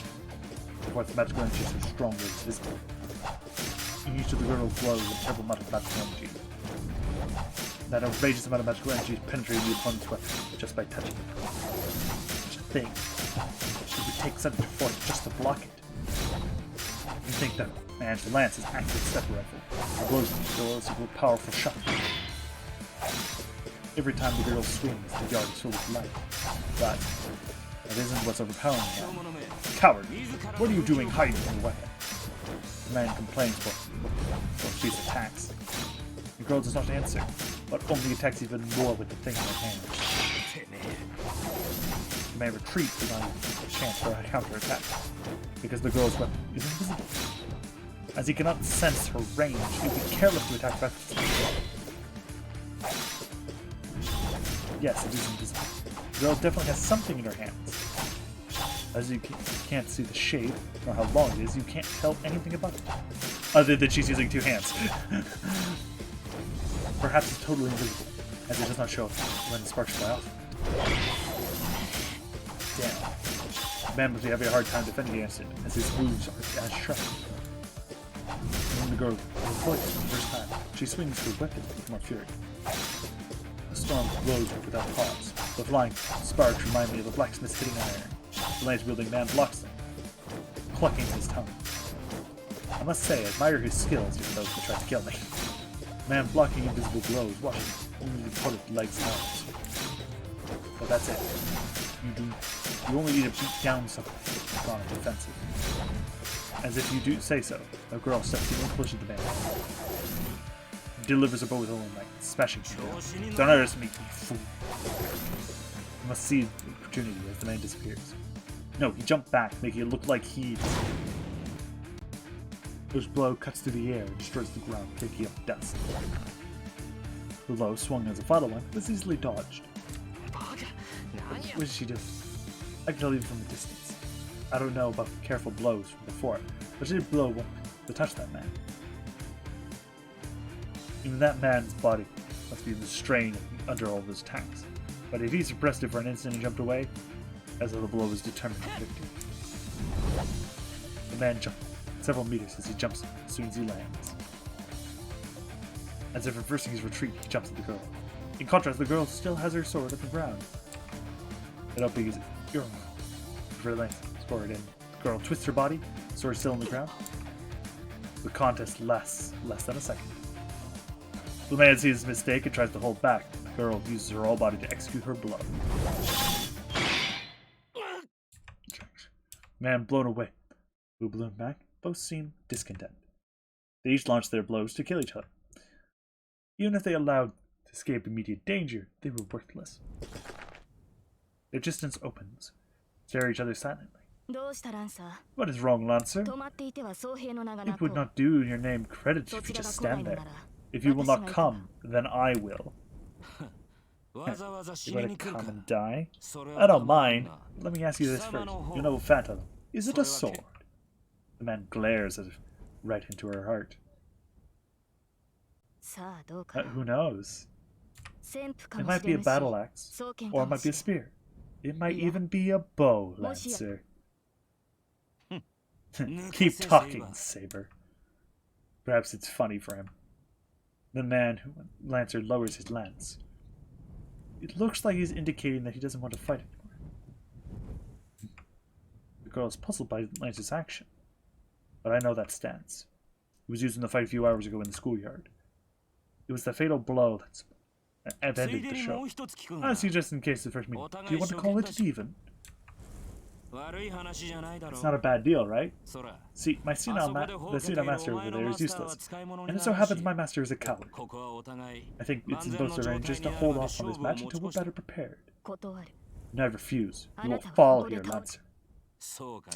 I see. Jeez, all I wanted to do was check things out, you know? I didn't want to stay longer once a servant came out.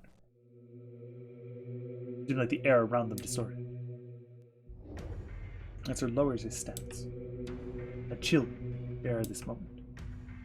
It's exactly like back then. The magical energy rumbles in a whirlpool centered around the lance. Hog. Noble phantasm. The girl readies her apparent sword and clears her enemy in front of her. The girl facing the enemy knows better than I how dangerous he is. See ya. I'll take that heart of yours. The beast jumps. Lancer instantly appears in front of the girl, as if he teleported in. Thrusts his lance at the girl's feet. It's a bad move in my eyes. The lance was already lowered, the effective aim to lower. Prove my point. Move. Slash it, Lancer away. At that moment. Hey! With the words themselves, charged with magical energy. Whoa. And thrust the girl's feet, rushing towards her heart.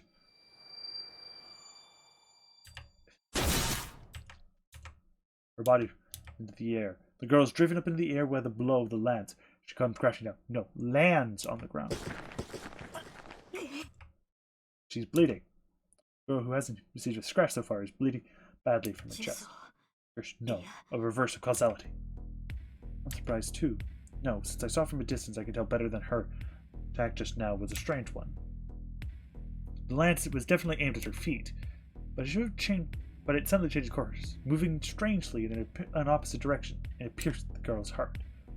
But the lance itself has not grown or bent. It looks so natural, and it makes one think the lance was already in her heart. For that reason, it's strange. But it's not as simple as the lance changing course and piercing her heart. Lance did not change its course. It changed the means so that it would result be so. The lance thrust carried the result of piercing her heart as a premise.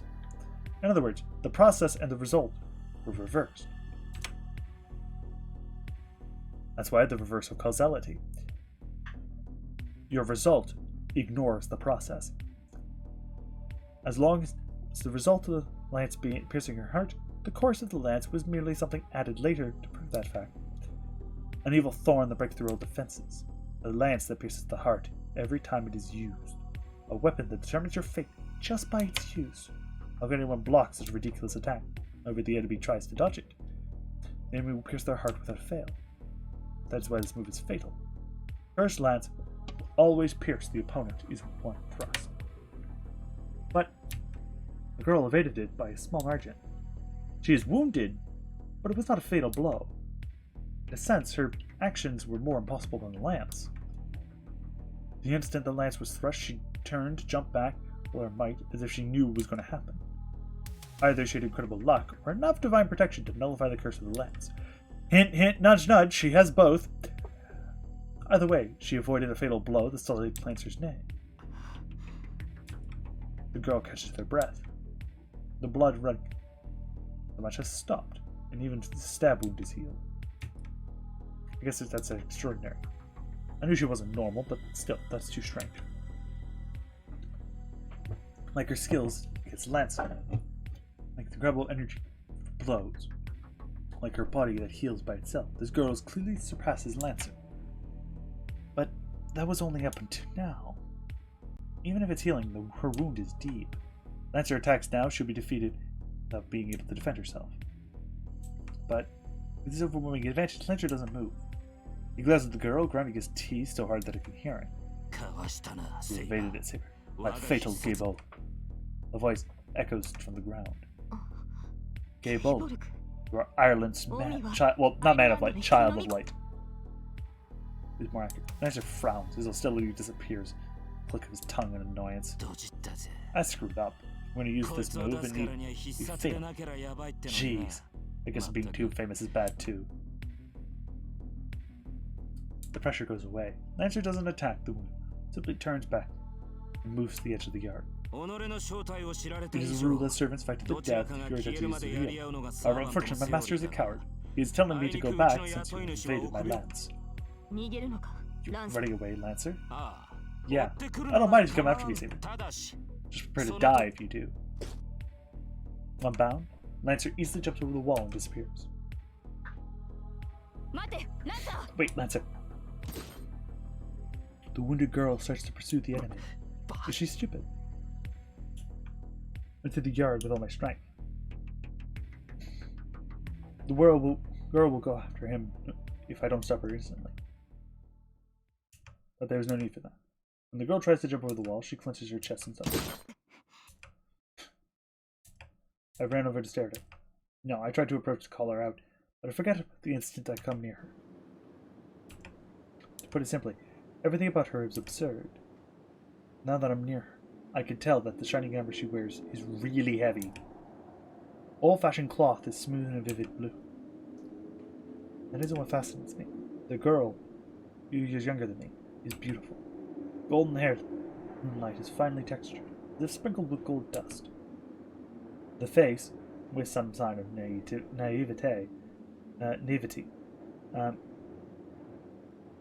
has elegance, and her white skin looks smooth.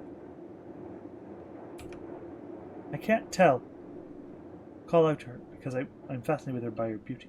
Oh, another reason why. Didn't go fighting and getting hurt somehow made me mad.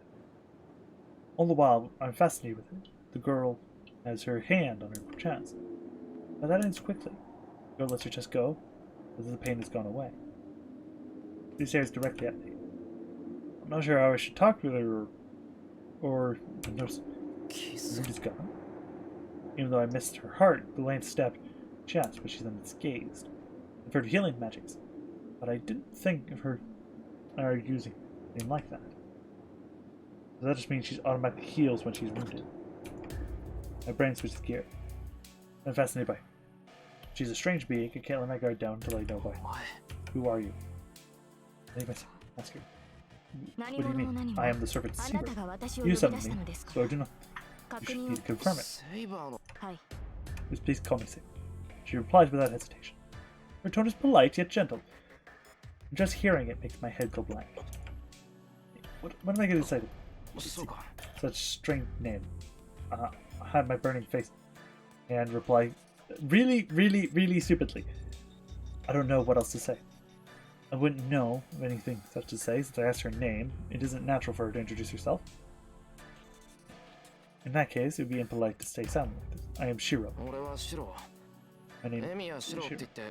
I live in this house. What am I doing? Are my answers getting stupider? But she told me her name, so I should respond answer too. I know I'm confused right now, but I have to be polite no matter who this is. The girl, Saber, just stares at me without changing her expression. I know. You are not a formal master, correct? But you are still my master. As long as we have made a contract, I will not betray you. There is no need for you to be cautious. Crap. I can hear her words, but they make no sense to me. All I know is that she's calling me by a ridiculous word like master. My name isn't Master. Then I shall call you Shiro. Yes, I like the sound of that better. As soon as she said my name, I think my face lit up on fire. Shouldn't you call someone by their last name on a first meeting? Wait. Ow. Pain suddenly through my left hand. Burning. The back of my hand is burning. Pain. Fire. It's a strange mark. Looks like a tattoo. What the? That's called the command spell, Shiro. It is the 3 claims of servants' obedience and life of their master. Please do not use them. Use it thoughtlessly. Finish. Are you? The air around her changes. Shiro, heal my wounds. She speaks in a cold voice. It seems her attention. Something far away behind the wall. No. Yes, I'm sorry. I don't know any such difficult magic. It's already healed. Frowns a bit. I think I said something really wrong there. And I shall face them as I am now. The regeneration only healed the outside. Well, one more fight shouldn't be a problem. What? There are 2 enemies outside. Judging by their presence, it should only take a few seconds to defeat them. Saying so, Saber jumps lightly. Just like Lancer, she leaps over the wall and disappears outside. I'm left alone in the yard. Enemies outside? As soon as I say it out loud, I realize what that means. Hold on! You're gonna go fight again? My body starts to move. Without thinking, I run to the gate with full force. I run to the gate, unlock it with trembling hands, and jump outside. Saber, where are you? Searching the night. The moon was hidden. Now of all times, it's completely dark. But I hear something nearby. There. We're on a small road. No sign on it. It all happens in an instant. Saber is confronting a familiar guy in red. Saber runs to the man. Hesitation. Takes his guard. And easily slashes the man in red. Now, there would actually be there's actually a option that would have been given earlier here, which is stop Saber or run after them, I believe. And it's stop her and don't stop her. And it was so you could in the non-PC versions, that because the PC versions are separate, it's so you could just get into the UBW route. Since Fate and Heaven's Feel start the same way, with Archer being injured. When man's is slashed, he disappears, powerful magic is cast. Saber doesn't stop. Her she dashes the person behind the thread, easily cuts off her spell. What the? I knew she was strong, but this is overwhelming. That spell right now is a level intervention magic that I cannot even compare with. Father could use one as strong as that, but as a natural intervention, with that power instantly, I don't think a first-class magic could do so. The Saber nullified the master-class magic. The enemy must be a Magus, as the match decided right there. Magus' attacks are no use against Saber. She mercilessly attacks the Magus. The sound of someone falling backwards. The Magus has miraculously dodged Saber's blow. The enemy now cannot move. Saber quarters the enemy and points to her miserable sword. My mind freezes. Probably because the moon lights up the scene for an instant. But I can tell that figure Saber is pointing at is human. I don't know who it is, but the image of Saber killing someone and I'm getting splattered. Blood pops into my mind. Saber moves. She will pierce the enemy's throat with a thing in her hand. Stop, Saber. I scream as loud as I can. Her sword stops. Thank God I can't see her sword. The end of her visible sword isn't wet with enemy's blood. Please don't do it. I address her glaring. Preparing myself best to stop her. Why do you stop me, sir? She is Archer's master. You have to kill her here. No, Saber has no intention of stopping. She only stopped because I said so, and she is ready to bring down her sword down at any time. I'm telling you to wait. I don't understand anything at all. If you're going to call me that, I think explain to me first. Saber doesn't answer. She only stares at me in silence. The wrong person. But I still don't understand who you are. But I'll listen if you talk, so please don't do this. Saber is silent. She is still pointing her sword at the fallen enemy. She looks at me discontently. What do you mean by that? No, not hurting anyone. Well, it's true we should avoid fights when not as good-natured as to release someone who came to attack me. Saying, you do not take a life, correct. I will not obey such an enemy is must be defeated. Want me to stop, make me talk. You, a girl shouldn't be swinging. All the more if you were. Oh wait, I don't even know. This sword or not anyway, huh? Anyway. I love Saber's expression. Saber looks dumbfounded as if taken back. How long? You're standing there with that. So, when will Saber-san lower her sword? I figure the ground suddenly speaks. Saber concentrates her attention on her sword. Give up. I have no sword to lower in front of an enemy. Even if your master says to lower it. Wow. So even Saber betrayed her master, huh? Saber grits her teeth. Saber lowers her sword and relaxes. Saber's hostility disappears. So she must have put away her sword as well. Then I can stand up, right? The one on the ground. Oh. She looks shameless, brushing her rear. Wait a second. Sulky person. Wait, you're Tosaka.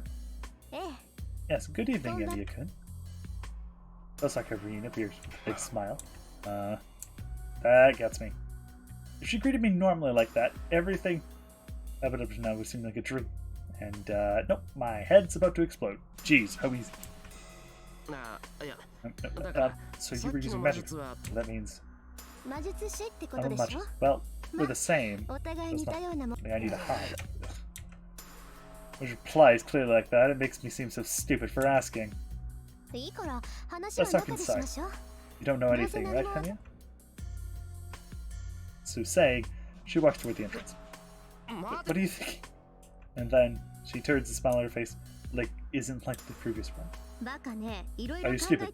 I am thinking about a lot of things. That's why I want to talk to you. Emi-kun, it's good that you're surprised at sudden turn of events, but it can sometimes cost you your life if you don't just accept it. Incidentally, do you understand now that this is one of those times? She glares at me. It's fine if you understand, so let's go to your place. Tosaka goes through the gate. She's really pissed. It's only natural. She had a sword pointed at her until now. She was almost killed. No, but still. Just my imagination, or she totally unlike how she feels at school.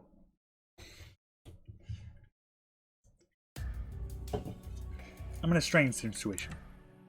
In front of me, school number 1 idol, whom I admire, Tosaka Rin. Followed silently behind me is Saber, who calls herself a servant. Oh, the hallway suddenly feels like a different dimension. But I can't be a coward forever. I'm a magus, even if I'm just an amateur. No, you're not a magus, you're shit. Tosaka Rin, a magus just like me, is acting so fearlessly, so I should act firmly too. But I can only work on a few things.